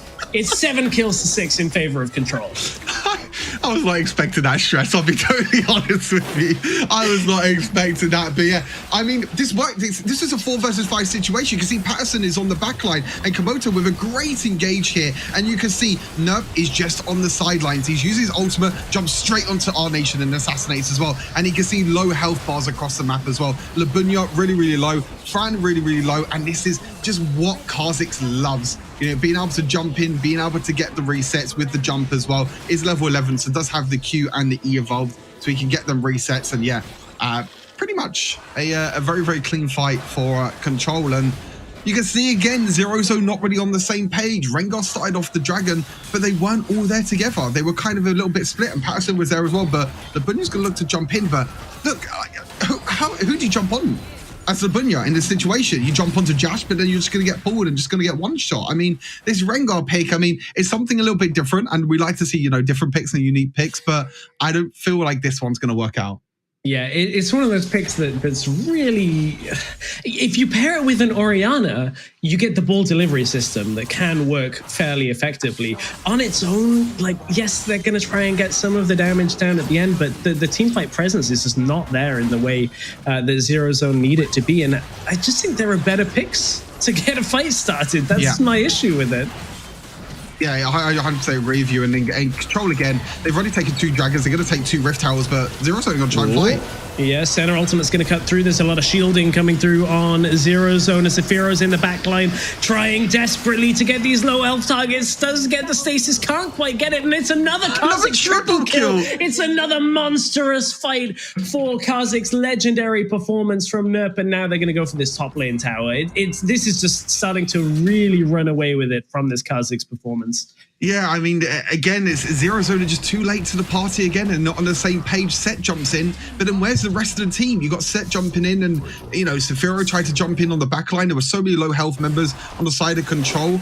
And again, it's just Control playing these team fights very, very well. We're going to look back to the replay here. You can see Fran just too late to the party. Look, the Rift Herald's already down. Why are you team fighting? You're so far behind in gold. You can see the peeling as well. Sephiro being able to, try to jump onto backline, but a really, really good satchel charge actually by E-Man actually stopped the ultimate charge as well. And you can see Ferox here. I keep saying that because that's his name in game. But it's actually Ferox. It's weird when the names are different in game to actually, you know, what we know on broadcast, everything. But yeah, it's Ferox. I just wanted to check that myself for a second because I was thinking to myself, I was like, I know Nerp is not his actual name. I guess it's just his in-game name. But anyway, we have another fight. Oh, he's taking names in this game. Doesn't matter what we call him. Set's going to suplex into the back line, gets a shield, but it's not quite enough to at least pick up a kill. And now Fran is dead as Ferox is going to pick up another on this. Kazakh's trying to get the combo as Komoto into the back line is going to pick off more Control. They are quite low still, but if they can just back away and reset, Baron is coming up in 20 seconds time. Yeah, exactly. I mean, you want to just reset here if you're on the side of Control. You're in control of the game at the moment. You've got the kills, you've got the towers and everything as well. Are they both level 13? Yeah, no, not both level 13. Ryan's Hitter, though, was a little bit overextended. We might not be able to get Nemesis Duel because Labunya's not even level 13 yet, which would be which is really, really sad. I really want to see this Nemesis Duel because it will be quite a cool thing to happen. Duel, though, in this game. So the way to fulfill it is just that one has to die after taking damage from the other within 3 seconds, and that's going to happen very quickly as Labunya has not been able to survive through these fights. No, definitely not. And this these picks on the side of, you know, these unique picks for the side of Zero Zone just hasn't worked out for them. You know, Set support, Rengar jungle is just not working out for them. But yeah, this Kha'Zix at the moment, Dustblade, Black Cleaver, Serratus Grudge going for the GA. So this Kha'Zix was hard to kill before with all the invisibility and him jumping around. He's going to have a second life as well with the Guardian Angel. And again, it's Labunya with the ulti. But again, what do you do as a Rengar? You can't jump in when Control are all grouped together. And this is kind of the downside and why we don't see Rengar. And it's kind of the same situation with like Evelyn as well. You know, Evelyn is great in solo queue and in duo queue. You see him ranked quite a lot because you're not really working as a team in solo queue, as hard as that is to actually say, but you can get these picked around the map and you can kind of isolate the members of the enemy team. But in competitive, it's just so much harder to do. Well, you are if you're playing 5-man in Grandmaster and getting carried to ELO that you shouldn't be at. Hey, I haven't played that much 5Q. I'm just saying. That wasn't even at you. That wasn't even at you. That's just a flame for everybody, you know, talking about inflated players. Well, they're right up there in Grandmaster as well. All of the pros have been having their say on Twitter. You know, Zero Zone is just a scrambling. They really can't find an engage, and the problem is now with this team, like 3 Drakes, and all 3 of them have good utility for a comp like this, where you're like, okay, we're gonna die slower, we're gonna be able to get into fights faster, we already have enough damage, but it's gonna be Elder Infernal. Yeah. Baron is up. Control do not have full vision of the area, like in the sense that this ward behind them has spotted them, but Zero Zone is still gonna push up. Yeah, Labunia's there as well with the ulti. They know where they are, but they're still going to go in anyway. Yeah, fight's going to start. Lots of damage up front from that Ziggs ult, cutting through the lineup. Sephiro barely left on any health and jumps back in, will get dropped to start this fight. Apprehend on 3 into the Kha'Zix. Damage is going to shred through Zero Zone. Zero Zone, 0 health for this game. 4 members down. This Kha'Zix is legendary, and Control are going to push through the middle lane. They might be able to just end the game here. 30-second death timers. They're going to try and end it right here, right now. I don't feel like they need to end it if they don't want to, because the Elder Infernal Drake is coming up very, very soon. They are going to at least take the inhibitor, but I think that's all they're going to get for now, unless they get another kill. Yeah, they're going to run out of minions at this rate. Patterson can jump forward, although the Ziggs bomb is going to hold him low. Patterson, I don't think, can do enough. That's an execute onto Ziggs. It's a bit of a fiesta. Come on, it's just going to be Ferox alive. I was going to say, like, I don't know that they can end this. It's still critical damage done to the base, but there's a world where Zero Zone rush out for this Baron. Yeah, that's exactly what I was thinking as well. It's a very, very big overextension. But again, it's Komoto. Look at Komoto on the backline, just being able to charm all the members. That means that they can't really do much. E-Man in the backline as well, using stasis just to deny that dive that we know and love from Zero Zone that they want to try and do onto this Ziggs. But yeah, after that, the Apprehend on top of the body slam as well. And oh no, this is looking really bad. No flash available either. Stasis is buying the time for his E to come back up. He does manage to get back out, but he doesn't have the cooldown available to get into the pit. This is slow. It's going to be up again. Is Josh going to try and just end through bottom? I don't know that you're going to do it at this rate, because the Baron is going over to Zero Zone. Yeah, that's a real rough spot from Control. They should have ended this game. They should have at least like just secured that inhibitor, backed away, and been able to take Baron. Yeah.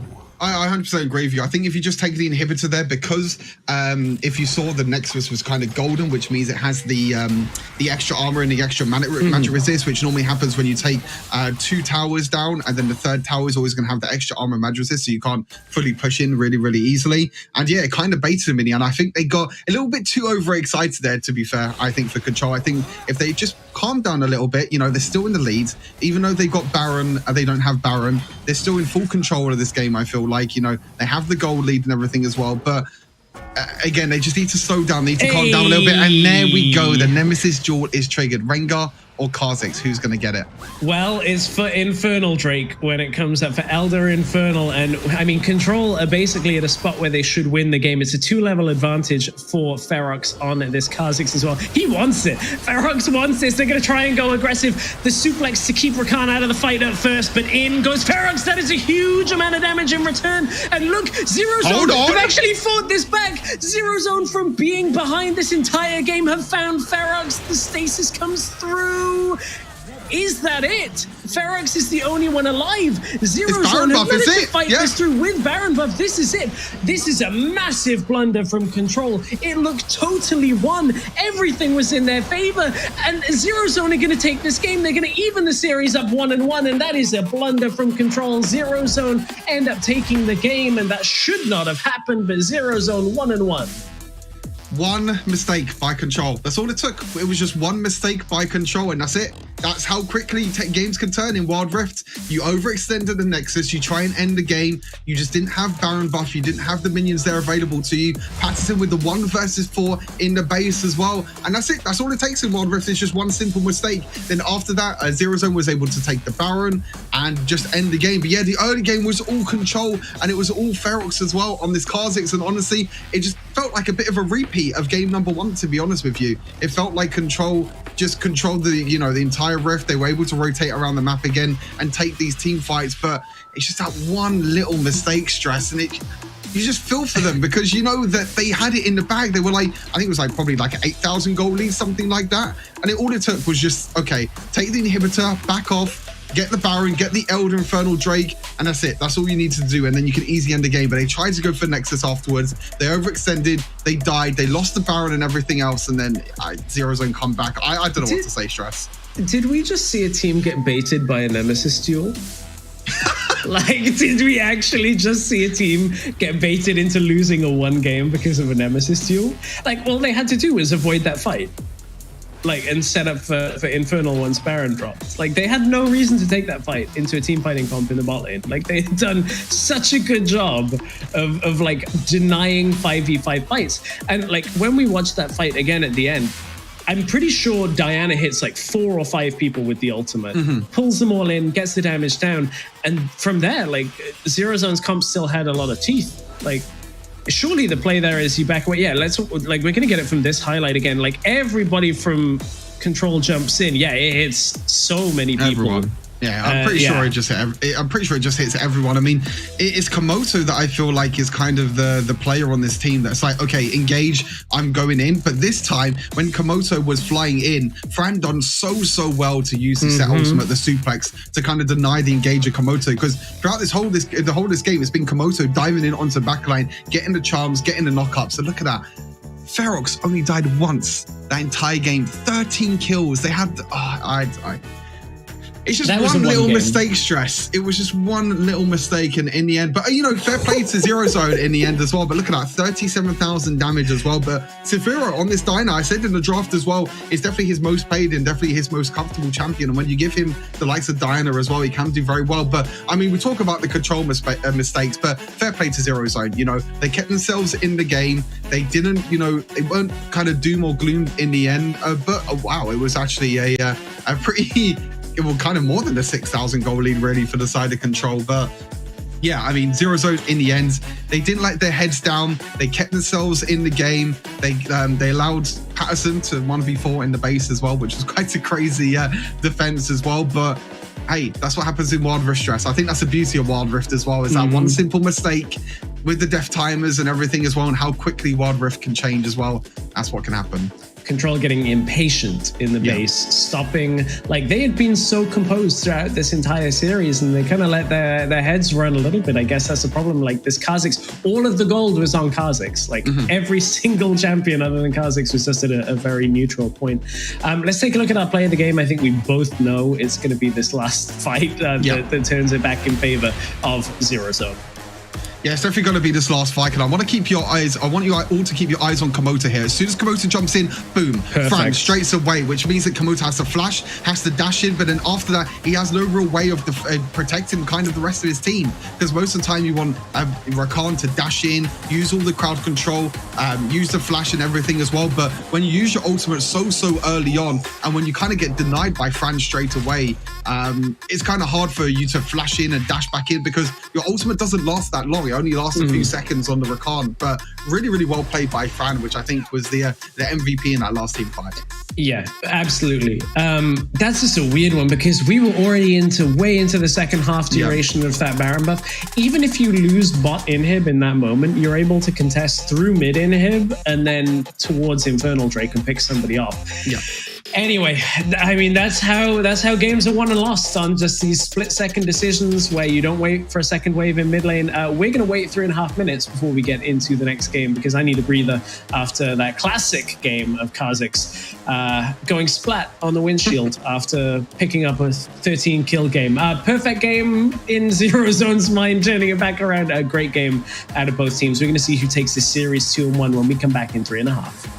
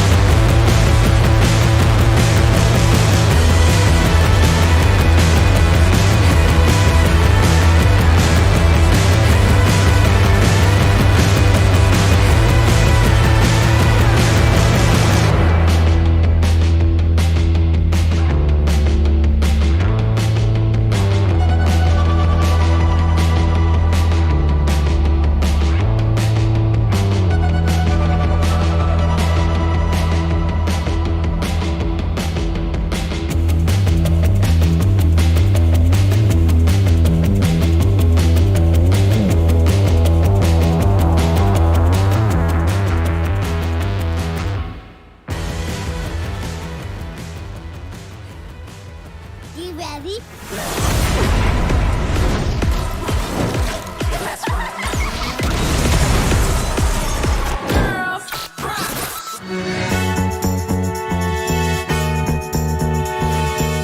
Welcome back, everybody, to the WREC, where we have had a Rengar in our second game of the day, our second series of the day. I don't feel like we should really be going to game 3 because Control basically had that game 1, but Zero Zone managed to turn it back around with one big fight and get the win. It's 1-1 now. Yeah, I feel like Control, the nerves got the best of them in the end. I think they got a little bit too overexcited, trying to overextend and try and go for the play, which has happened before. I'm sure it's happened to everyone, especially in like solo queue as well. You feel like you won the game, you feel like, you know, you have the advantage, but yeah, as you can see here, the comeback from Zero Zone. And yeah, Camille, props to Patterson as well, 1 versus 4 defense in the Nexus as well. Definitely a player as well, which we said has kind of been under the radar, and I feel like he definitely looked a lot stronger on the Camille instead of the Akali, but yeah, it was an insane 1 versus 4 defense. But Rengar, 100% win rate. Just saying. No, Stuart, don't. I don't want to see Rengars in my games. I don't want to see Rengars in these games. I don't want to see anything. Like, what I do want to see, though, is the key points that Scandal has for us going into game 3, believe it or not.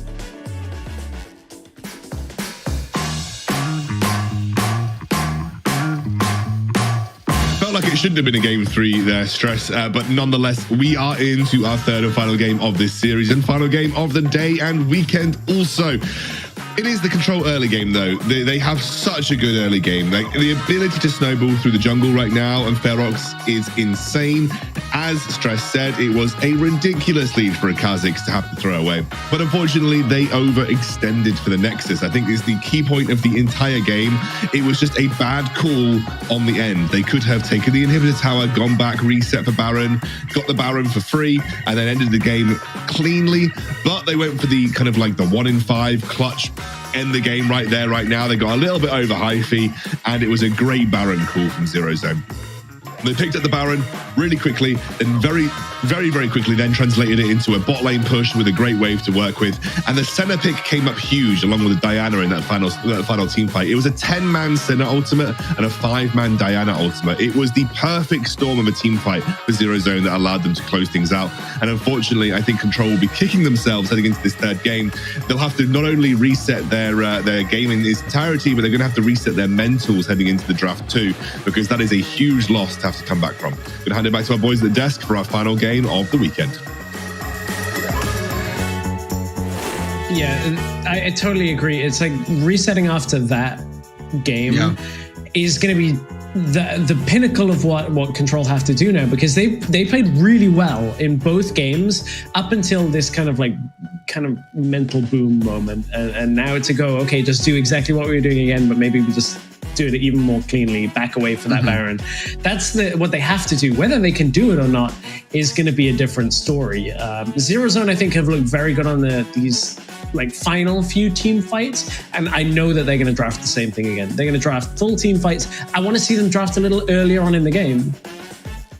Yeah, exactly. I mean, I feel like throughout the whole of this series, like Zero Zone hasn't really like done too much. So Zero Zone hasn't really been able to. I hope the stream can't hear Excalibur at the moment, because fatherhood is, taking. You might not be able to hear it, but it's something that happened behind the scenes. But anyway, sorry, back into this. But yeah, Zero Zone, I don't think has looked very, very strong at all, in this whole series, to be honest, except really for like the last 2 minutes of the second game, to be fair. I feel like that's all it's only that I can't. Everything's off the rails off that Control throwing the game. We've lost it completely. Third game in a row, though. Now Controller, actually, red side's done well for us. We basically won 2.5 games already. So let's just do the same. I swear, if we get the same draft again and you and I for the next 5 minutes have to pretend that something interesting is happening in this draft. I feel like it's going to be the exact same draft, though, to be fair. I mean, Yumi banned, Olaf banned, Zed banned, everything's going to be the same. I think even the picks are going to be the same as well. But that's the problem, is both teams will come out of the last game being like, everything we did was great. We don't need to change anything. I mean, Control are definitely going to feel that as well. The Control are going to be like, okay, everything worked out fine. Exact same bands. Set first pick, just show it to us, production. I mean, we don't need to wait. Yeah, just do it. Just end on misery. Set Rakan Ziggs, and then there we go. Yeah, I mean, why not? Ziggs, Like, Komodo, literally every team fight was perfect up until Fran finally hit the one ultimate on set. And the thing is, all you need is that one to actually land properly, and it really screws up the team fighting from Rakan. But every other one that had Komodo setting it all up, I swear. Ziggs coming. The exact same. But again, I mean, we could go back and look at this point between like Set and Rakan, which was kind of the pinnacle point of that last team fight as well. You know, kind of the counter, not synergy, but kind of the counter that Set has to Rakan. A little bit of I like something. This. Yeah, some sort of flexibility. So no Camille anymore. It's gonna be Lee Sin instead. It's early game, so that's what we were saying. Is like I want to see it be a little earlier on in the game for Zero Zone, and now that you bring a Lee Sin, you can have those early game skirmishes go more in your favor. Control at this point, we're picking Darius every single game. I think they can still opt to do that. Kha'Zix is likely to get banned though, so they probably have to think about it. Do they want the Kha'Zix here? And they do. Interesting. Prioritizing the Kha'Zix over the Darius. It did really, really well last game. But to be honest, I feel like it was the team fight from like Komodo, also the damage that E-Man put out as well, which allowed Kha'Zix to go onto the backline, jump onto the backline and get the resets. But yeah, as you said already, let's Lee Sin pick more priority on the early game for Zero Zone. So it's going to be very, very interesting. It's Tefiro on that Diana as well. Again, his most played champion. Now the bans that are coming out as well. Are we going to see the Senna ban? Are we going to see the Darius ban, which is what we've seen as well? It's going to be, it seems like Varus Corki for the side of Control. And again, it's pretty much the exact same, pick and ban for Control. And I feel like they're completely fine with it. They've pretty much won. I mean, you said 2.5. I called it 2 and pretty much 3/4, if not more than that. But it was literally the last 2 minutes for Zero Zone that they had that little bit of advantage. So is Zero Zone's the one that are adapting again? They're going for the Darius ban. So Darius ban and Lee Sin pick, 2 adaptations that we haven't seen from them yet. Yeah, I wonder where Control go now for their top and mid picks. I wonder whether they go for the Camille that we have seen. It's going to be Gragas as a flex pick, can play in both lanes depending on the matchup. So not too surprised to see that here. And now we'll see the last pick from Control kind of determine where they're going. So bot lane, for some reason I'm struggling. So it was Senna last game. I can't really remember what the pick was in game 1. Seraphine, of course it was. So we'll see whether our nation goes for a mage. Camille picked up Set support. And now, is it a Morgana? Is it a Seraphine? Is it the Senna that we just saw? If it run it back, maybe they Senna, Senna, run it back again. I mean, I guess you can just run back the exact same composition to what you did before. Like you said, there are some other picks available, but I feel like the second ban phase for Control, ban the Camille, ban the Senna, ban these champions. I mean, you don't really want to see everything else. It's actually a Xayah. Wow. Very, very different to what we've seen. And we haven't seen Xayah a lot, but Xayah does really, really well against engage comps. You have the ultimate, you have the Feather Storm, which is a great disengage tool. Really, really strong in the early game as well. If you can pick off members with that, it's going to be Ahri as well. So it's going to be Gragas in the Baron lane. So most likely going to be a tank Gragas as well. This is something a little bit different that we haven't seen. So a few similar picks for Control, but on Zero Zone, nearly pretty much a completely different draft. But again, we're seeing that Set support. Set support. Xayah gives them a little bit late game security. Lee Sin gives them the early game. Control side of things, not the tankiest lineup, even with Gragas going tank. Like Rakan, Gragas is not the strong front line that we've seen so much, is not as strong as the Darius. We just saw Ferox have a great game on Kha'Zix, so if they can get the same start to fights, then theoretically Control are looking for the same thing to happen again. The Zero Zone started finding the 5v5s they were looking for the later that game went, so I'm a little bit worried about Control's lineup this time around. It's more like game 1, which did look good for them, but I think it has a little bit less strength than it did in the first game of the day.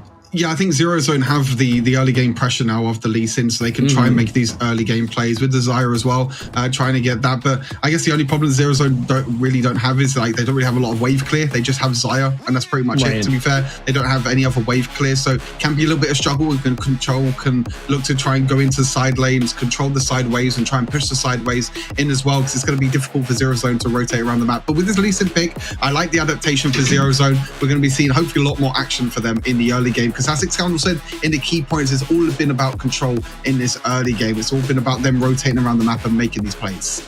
Yeah, we'll see whether Control can continue for a third game in a row of having the early game presence. They've made a couple of key missteps in both games now that cost them objectives, and the second one cost them the entire game. It's on Zero Zone to try and force those fights where they can. Lee Sin's going to make that a little bit easier, but as we go on to the Rift for Zero Zone and Control, it's worth reminding ourselves that this is for the last spot in the lower bracket next round. Of course, one team goes through, one team goes home, so it's a high-stakes matchup between these two teams.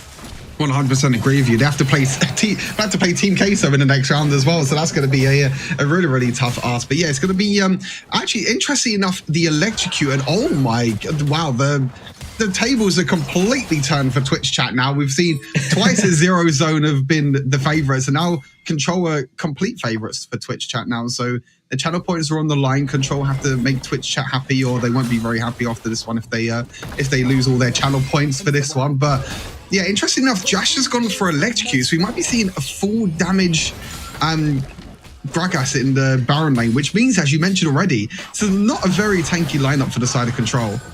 What that does, however, mean is, like, if Ferox gets these kills and gets the resets, then there theoretically is nobody left to deal damage to them at the end of the fights. But we saw how that went the later the game followed on in game 2. It started really well for Ferox, but those last few fights, they just couldn't find as many kills as they needed.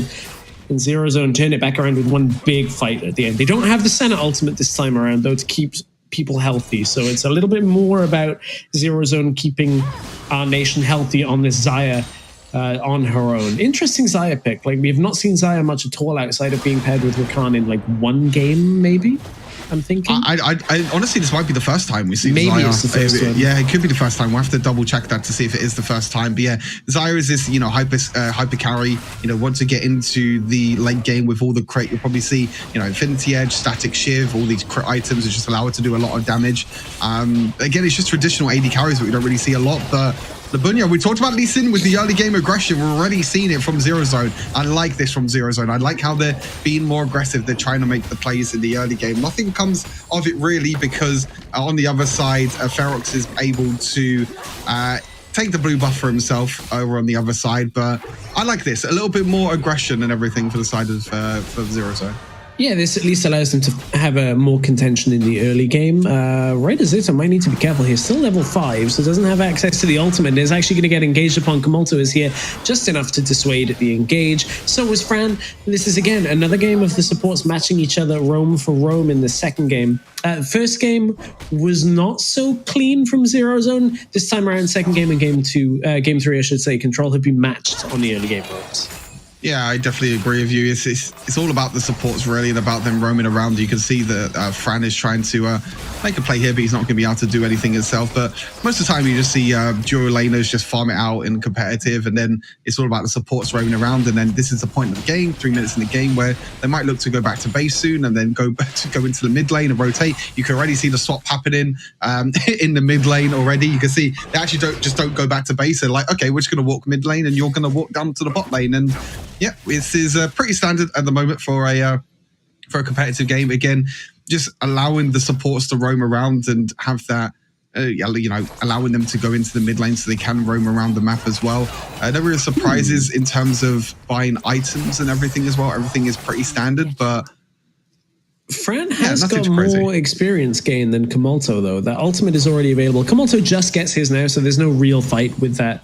But you always got to look for those little openings when you're on a roaming support. It's like Rakan without his ultimate is a whole lot less impactful on the game. Now has it available, so Kamulto is going to be fine for these neutral objective spawns. And this is where we look towards these first fights. Like, Xayah does not have damage early game, neither really does Ziggs. So outside of just a little bit of AoE, it's likely more on Ryder, Zito, and Ferox to actually deal damage on the side of Control, whereas it's Labunya, Sephiroth that can do it on the side of Zero Zone. They're going to go aggressive. They've already got set very low. It's stolen, though, by Labunya in this early game. Lee Sin was exactly what we were expecting. Kamulto lands the charm, but Ferox is a little trapped in the backline, picked up a double kill as our nation gets the lockdown on multiple members of Control, now slowed into the bottom lane. Charm hits the minion Lebunyan in the front, so Raidazito can't get the kill on that as he's dropped low behind the tower. In goes Camille, knocked up under the tower. Flash doesn't quite land to take him across the wall. Patterson drops in front of the tower. Control, lose out the dragon, get one extra kill from that exchange.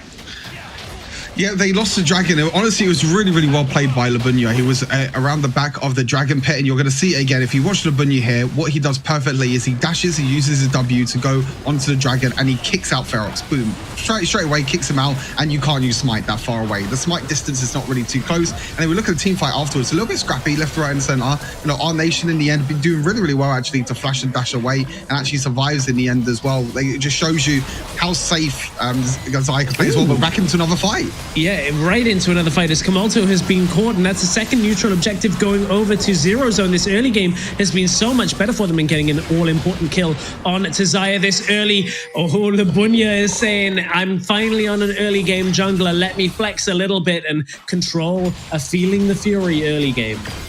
Yeah, I feel like the nerves are going to be sky high now for Control because they were so close last game, and now it's Zero Zone who have the momentum. You know, it's kind of what happens in, like, you normally see it in like best of 5 series or best of 7s, but even in the best of 3 series, you know, all it takes is one little mistake and one little you know, play and one win really that can change the momentum of an entire series. And you're really seeing it in this game, to be honest. You saw that Control had control of this entire series, but one team fight always took. Yeah, Sephiroth is just Punish on Sephiroth is going to at least slow a little bit of that momentum down. But have they left mid lane open? No, because Rift Herald has already used top lane. I think that's the key thing here. I think if Zero Zone had that Rift Herald available, it might have been more dangerous. There's a suplex from Set, is going to force the jump away from Ferox as Kamalto is desperately trying to get away, can't find his allies, and the kick actually lands onto Raidazito as well. This Lee Sin is everything that Zero Zone needs. Oh no, they're trapped.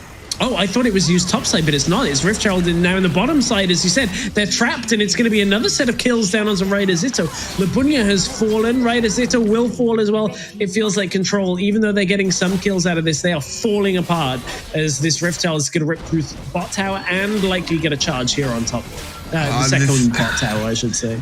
I have to say, Stress, this is really, really hard to watch, especially if you're a Control fan as well. And it is so hard to see how close Control were, and now they're about a 5,000 deficit in this third and final game as well. And whoever loses this, really good ulti. 1 versus 3 and a great ultimate from Zaya. Can they get it done here as Kamalto desperately trying to stay alive? Our Nation managed to flash away, and for now he was alive for at least another moment as Patterson has ripped through the backline. We sung his praises earlier on. Jash tries to land the explosive cast, puts Patterson in range of Raidazito, but now Jash is dead. Control have just getting exploited at this point by Zero Zone, baiting them constantly into fights. This is kind of what I wanted to see from the first game and kind of what we were expecting to see from the Zero Zone. You know, Patterson on the Camille, roaming around the map. We know what he can do with this Camille. But again, it's a little bit of an overextension from Komoto, but a really nice ultimate by our Nation, just denying the engage from Komoto. And then it's just a lockdown of the Camille and everything afterwards as well. And you can see that Patterson's really good. You know, in that first game, we saw the Camille jungle instead, and we saw Patterson on the Kali. But this is what we know from Patterson, and this is why we think the Zero Zone, it can be up there as one of the best. And Lebunya as well on this Lee Sin has looked so much more comfortable on this early game champion. You can see the Ghost Blade and Black Cleaver is finished already. You got the Static Shiv already finished for Zaya, going towards the Infinity Edge as the second item. Fran could be in a little bit of trouble though. Double knock-up.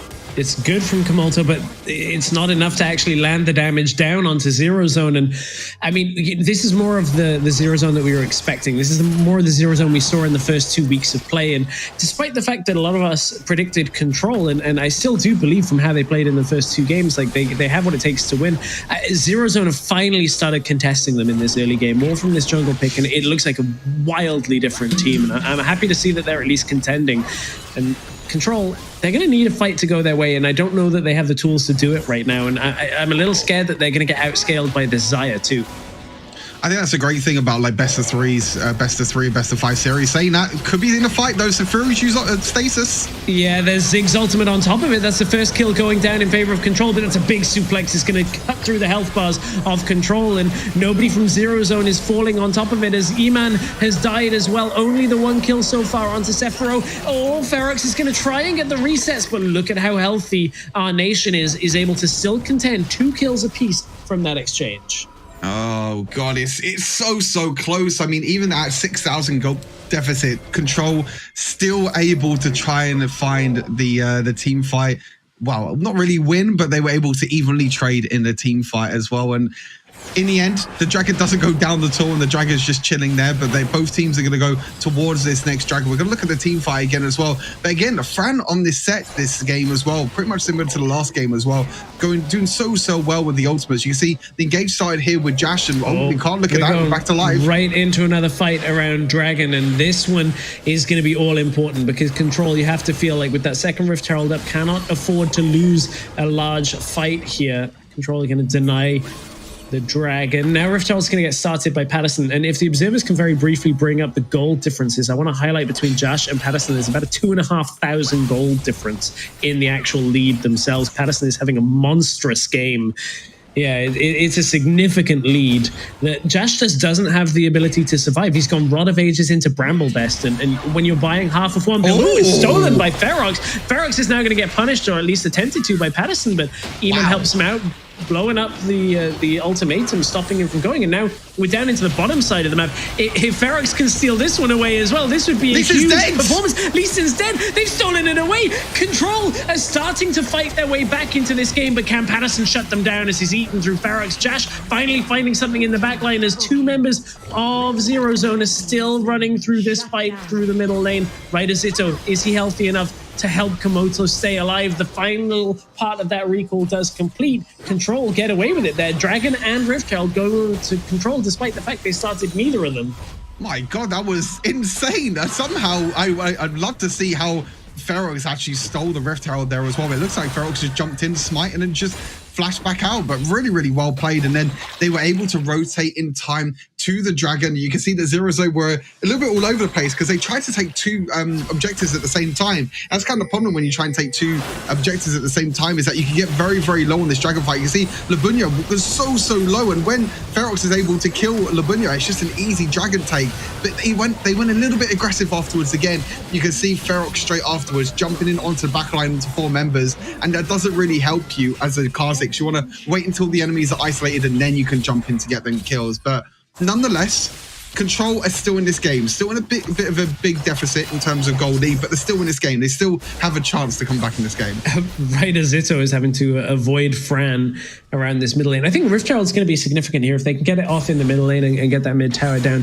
Control are yet to break any towers. That charm actually landed, going to force out the ultimate from our nation, who is going to be able to return fire and lock Komoto in place. Komoto will go aggressive because it's the only opportunity that he had. Trading 1-for-1 there on the bot lane carry is actually worth it for Control. They've already dealt with one of the damage dealers. If they can put damage down now on top of it, they're going to try and go in with Ferox. Low health bars. This may be an opportunity to drop that Rift Herald, but not yet, as Ferox is not really in a position for it.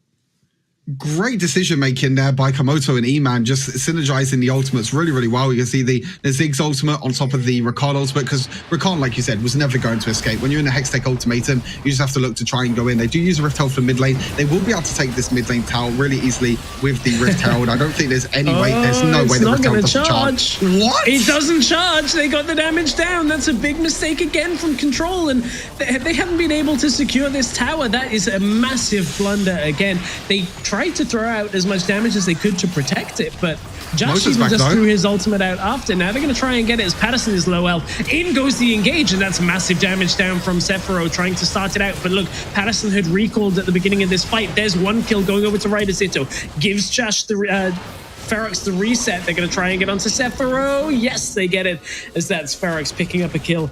Gets the reset on this Kha'Zix. Now can they finally push this through? Maybe not, because Patterson's here, and Patterson has the damage to pick off these low health targets. E-Man is low, forced to flash away, or at least to jump away at this stage. There goes the low health bar down for Komoto, and it's so close for Control, but these fights are torturously close. They can't get the objectives they're looking for. This has turned into a very, very scrappy game of Stress. This has turned into just an ARAM, basically. Both teams trying to fight for the mid lane priority, and the side waves have just not been touched at all. And you can see how much pressure both these teams are under. You can see the nerves are starting to kick in as well. And it kind of just went back and forth, honestly. It's really hard to kind of analyze what really happened in the last, 2 minutes. It was like, okay, we got a kill, we're going to go forward. But then they had an advantage, so we're going to go forward. It was a very back and forth fight. But I think the main thing to note is obviously that Rift Herald usage.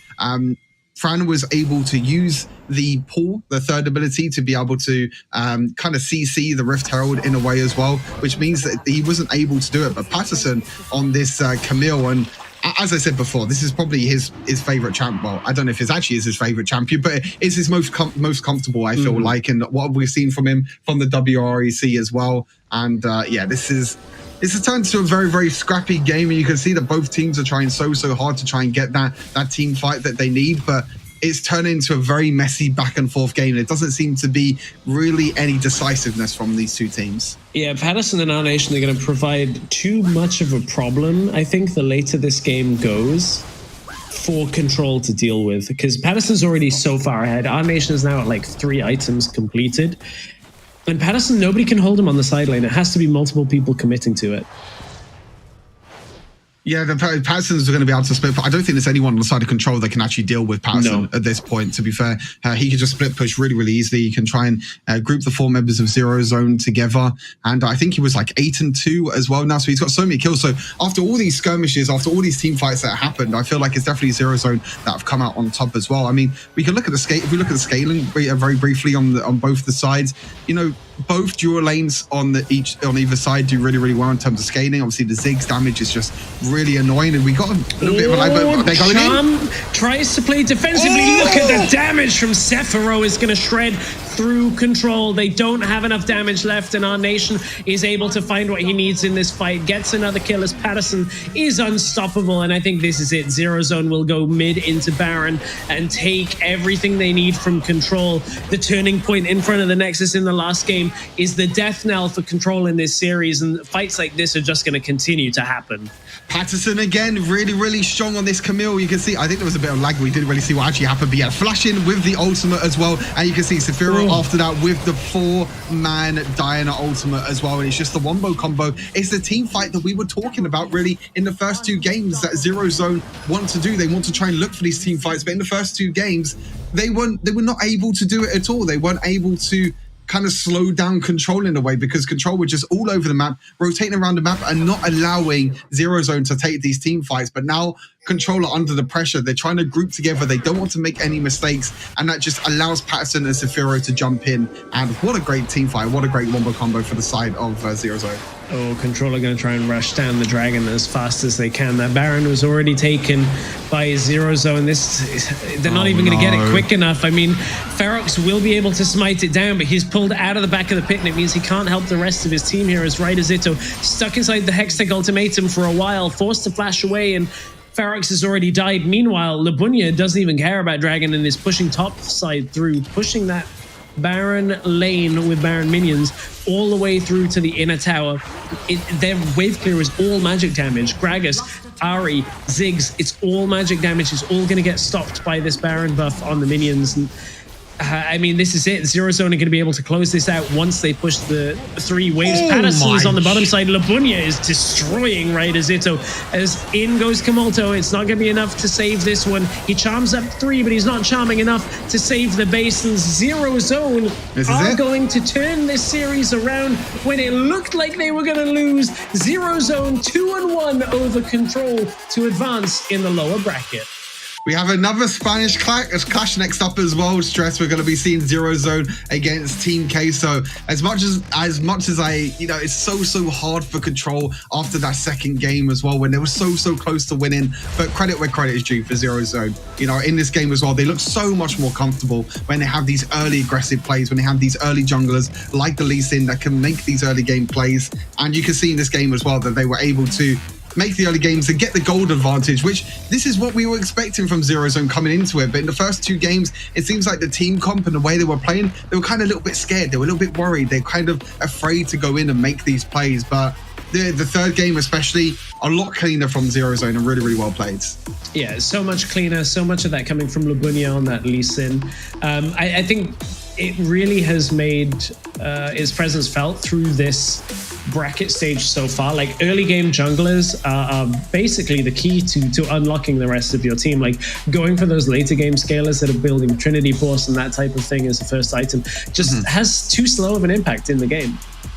Yeah, I 100% agree with you. You can see these late game team fights as well. You know, even though Control were behind in gold, they did kind of look for these late game team fights. But again, it's just the little decision makings, I feel like, for Control. And it was a big decision in the end as well to go for that Nexus in game number 2 that kind of lost them this entire series. But it will be Zero Zone now, will be advancing. They got a really, really tough task ahead of them to try and face up against another Spanish organization in Team Queso as well. But I really like the solo laners from Zero Zone. I think Zafiro this game played really, really in the series overall played really, really well. Patterson as well on this felt a lot more comfortable in this Camille in game 2 and game 3, as you can see in this game as well. 10, 2, and 5 as well. But Fran as well, you know, playing set 3 games in a row and these team fights as well. We don't really get to see set support a lot, but in the second game, he was kind of the difference, I feel like, in that last game team fight. And even the third game as well, he was able to get multiple suplexes and get multiple members kind of stuck towards him, and it was kind of a little bit of distraction, I guess you can say, for the side of Zero Zone.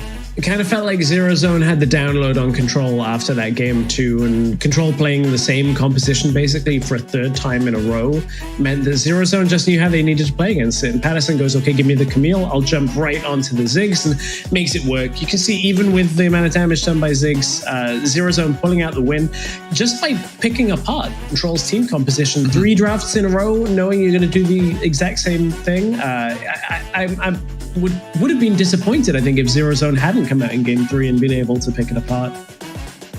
Yeah, I totally agree. I feel like they had the momentum, especially after the second game as well. And Control, they couldn't reset, and I feel like throughout this whole of this game, they didn't really do that too much, to be fair, to try and get in control of the game. But yeah, it's a bit of a tough time for Control indeed. But congratulations to Zero Zone. It's a very, very strong third game from them, and they're going to be getting the momentum now. And like I said, Team Queso next. That's going to be a really, really interesting game to watch. Yeah, very interesting game. I think Queso looked so strong. Let's take a look at Zero Zone's play of the third game. I think the mental boom had already hit in, or sunk in by this point, and Zero Zone had control. Yeah, Zero Zone had control of this game. It had to be this team fight. The great Patterson ulti into the 4-man Diana ulti as well. And you can see when you draft this team fight comp, when you're allowed to engage like that and get the wombo combo. We saw the wombo combo in the second game. We saw the wombo combo in this game as well. And when Zero Zone play around these team fights, and when they're not afraid, when they like to go in, when they like to be on the front foot, then that's where Zero Zone's strengths lie. That is their strengths. A couple of strengths on them have been like Patterson's Camille, I think, was good in game 3. Fran played a bunch of set throughout the series, and I think finding those 1 or 2 fights that really paid off for Fran, I think, puts Fran in contender for MVP. So let's take a look at who the MVP of the series is going to be. I kind of feel bad in the fact that Zero Zone, I think, had a real solid performance from Ferox across the first 2 games. Let's take a look who MVP was for Zero Zone coming back in this series. A big comeback from game 2. And it is going to be Fran for those huge set ults. Yeah, Fran, we don't really see set support too much, as I said, but yeah, Fran doing really, really well on this tank set, which, again, as I said, we don't really see too much. But these ultimates that he's able to do, the suplexes throughout the whole of the game, being able to just deny kind of the engage of Control most of the time as well. And you can see during these fights as well, he's able to go around, he's able to just deal as much damage and as much crowd control as he possibly can. And yeah, just multiple ways that he's able to, even a suplex hero as well, going over the wall, just being able to isolate the members on the side of the Control. But yeah, Fran overall, a very, very strong performance on a very, very unique pick as well. Yeah, haven't seen it as much, but we saw the utility come through in exactly the moment that Zero Zone needed it. I mean, it's one of those series that it's rare to get comebacks like that, especially in Wild Rift where the game can end so quickly. I'm excited to hear a little bit about the team and how Zero Zone actually played to get back after that game too, because I think everybody would assume that game 2 is like over. You're watching them push into your base. So I want to hear from our nation who is with Excandrel a little bit about that comeback in game 2 and Zero Zone's win.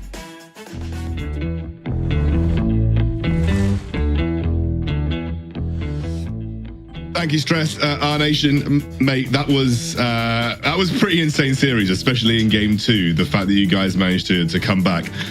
Tell me about the moment when they tried to end, they were so close to finishing the game, and then the shot calling that you guys had to do following that. Like, what was the team doing when you realized you could take Baron and try and get back into that game? Hello, first of all. When we get kinda aced and only Patterson was like alive, he said, okay guys, I'm gonna do it. Like, there is no shot calling, there is nothing. On these moments, there is not shot calling. So when we see how Patterson played that and he took some kills and stuff, it's like the only win condition we have is to take the Nashor and rush. Like, after Nashor, the goal was go end. If we don't end now, we will never end. Like, we will lose. Yeah, we're looking at this team fight now on the screen, the last one that you had, where it was the 10-man center ultimate into the 5-man Diana ultimate. Did you guys think that you were going to get that back into the game? Do you think you had a good chance from that point onwards, or were you just kind of like Hail Mary hoping to end off that play? I mean, in a competitive game, you have to always believe in yourself. Like, we knew that it was hard because Kha'Zix was melting all of us and catching us, but we were trying. We were with the same mentality, you know. We never give up, and we made the comeback, you know. Yeah, of course. And obviously going into game 3 then, how did you guys refocus for game 3? Like, what did you guys say going into the next game? You're like, okay, we got to win. Just like, we know we're good. Go back in and just win the next game. Is that kind of how you approached it? The thing is that we know we are kind of superior. Like, we had like the best week with the team, that the best week we trained. Like, we were really thinking that we were on our best spike, you know? And that's on what we trust. Like, we trust in ourselves. Yeah. So we knew we can do that. We were changing a little bit the drafts as well, because we see that their carry was kinda the jungler. Like, all of their team was their jungler, so we kinda changed the draft into that. Then I in the Lee Sin, then I in the Kha'Zix for that last game. So I think that overall it was like a management and players thing to come back this game. And just one final one before I let you go. Of course, your next matchup is Team Queso. How are you feeling and the team feeling about that matchup, and how are you guys going to plan to approach it? We have to fix how we play in competitive. That's for sure. Like, in scrims, we feel really, really good. Trust me, we are really good in the scrims. But I don't know why in competitive games it's like something happens that we are not ready for it. So on this week we have some tournaments as well. We will try to focus on that as much as possible, and we truly trust in us to win in Team Queso. We know they are a good team, but if we play like we are doing these weeks, I'm pretty sure like it's gonna be a fine game for us. I'm really looking forward to it. You guys have done really well this tournament, and I'm hoping to see more out of the entire squad going into next week's game. Massive congrats, our nation. It was a tough series, and I'm really glad you guys made it through. And hopefully we get to see you bring all of that fight to the Team Queso matchup next week. We'll see you soon. Thank you so much, and best of lucks. Oh, nice to hear the end of an Our Nation interview without him flaming one of us for our tier lists. He had the opportunity. He could have done it. It happened in week 1. Big comeback for Zero Zone. You heard Our Nation talk there a little bit about not being able to transfer scrim results into competitive. That's fairly standard. We hear that from a lot of teams across games where like you crush it, weaker scrims, and everything looks great. But they're still in the lower bracket. It's the upper bracket that we'll turn our attention to next week, I believe, as Esports and Game Lord take on WREC, GG, and Formulation, I should say. Team Dark, Na'Vi, Team Queso, and Zero Zone round out our last 8 remaining teams. There's some big matchups here. Oh, 100%. I think this was kind of the top 8 that we were really looking at going into the tournament as well. We're down to our last 8 teams as well. And yeah, look at that next week. Oh, every single game is just completely stacked. This is what you want to see. Team Dark against Navi, Team Queso versus Zero Zone are both a last chance series. Viv take on Game Lord and Rix take on Formulation. Those are both upper bracket series, so neither team that loses those series will be eliminated. That's something we have to keep in mind. This has been a surprising day of games from our second series. I think Team Queso looking very strong in the first series. It was not exactly unexpected, though. Xandral, you and I cast it down, and it kind of felt like business as expected. Business as usual, mate. I mean, Team Queso are a top 4 team in this competition. They got a very tough draw in the upper bracket, if I'm honest with you, and I expect them to be a close contender for the entire competition. So no surprises for me there. I think my brain as well knew Zero Zone was favored, but that series was brilliant. It really was. Really fun series. Like Zero Zone, I appreciate them saying that they're a better team. It really did take till that third draft for them to unpick Control's one strategy they were bringing. And at that point, Labunya finally managed to kind of be unleashed on that Lee Sin. Really fun series. Stuart, this week I know you have a lot of fun series coming for you. Just to mention it briefly, Purge Tournament is happening this week and it will play into the last chance qualifier. So a lot of our top teams are still going to be playing Wild Rift this weekend. Anything that you're looking forward to from this week's games before we hit our top 8 next week? I mean, just more Wild Rift action. You know, we can't get enough of Wild Rift, I guess, at the moment. It's that time of the year where all of these teams have so much pressure. We saw our nation there as well, just saying that, you know, Scrim's not going into the main games, but I feel like it's just nerves for all of these teams because there's only you know, a few spots for these teams to try and get to Barcelona. And it's so hard because when you're in the game or when you're in the moment, you can feel the nerves. But I'm just excited for more Wild Rift action. I can't wait for it. Me too. We'll be keeping our eyes peeled on that all week, but we will be back here for the WREC next weekend.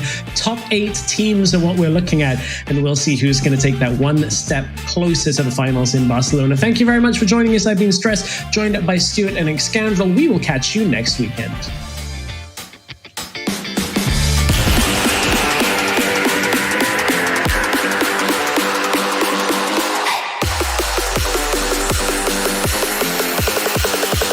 Obrigado,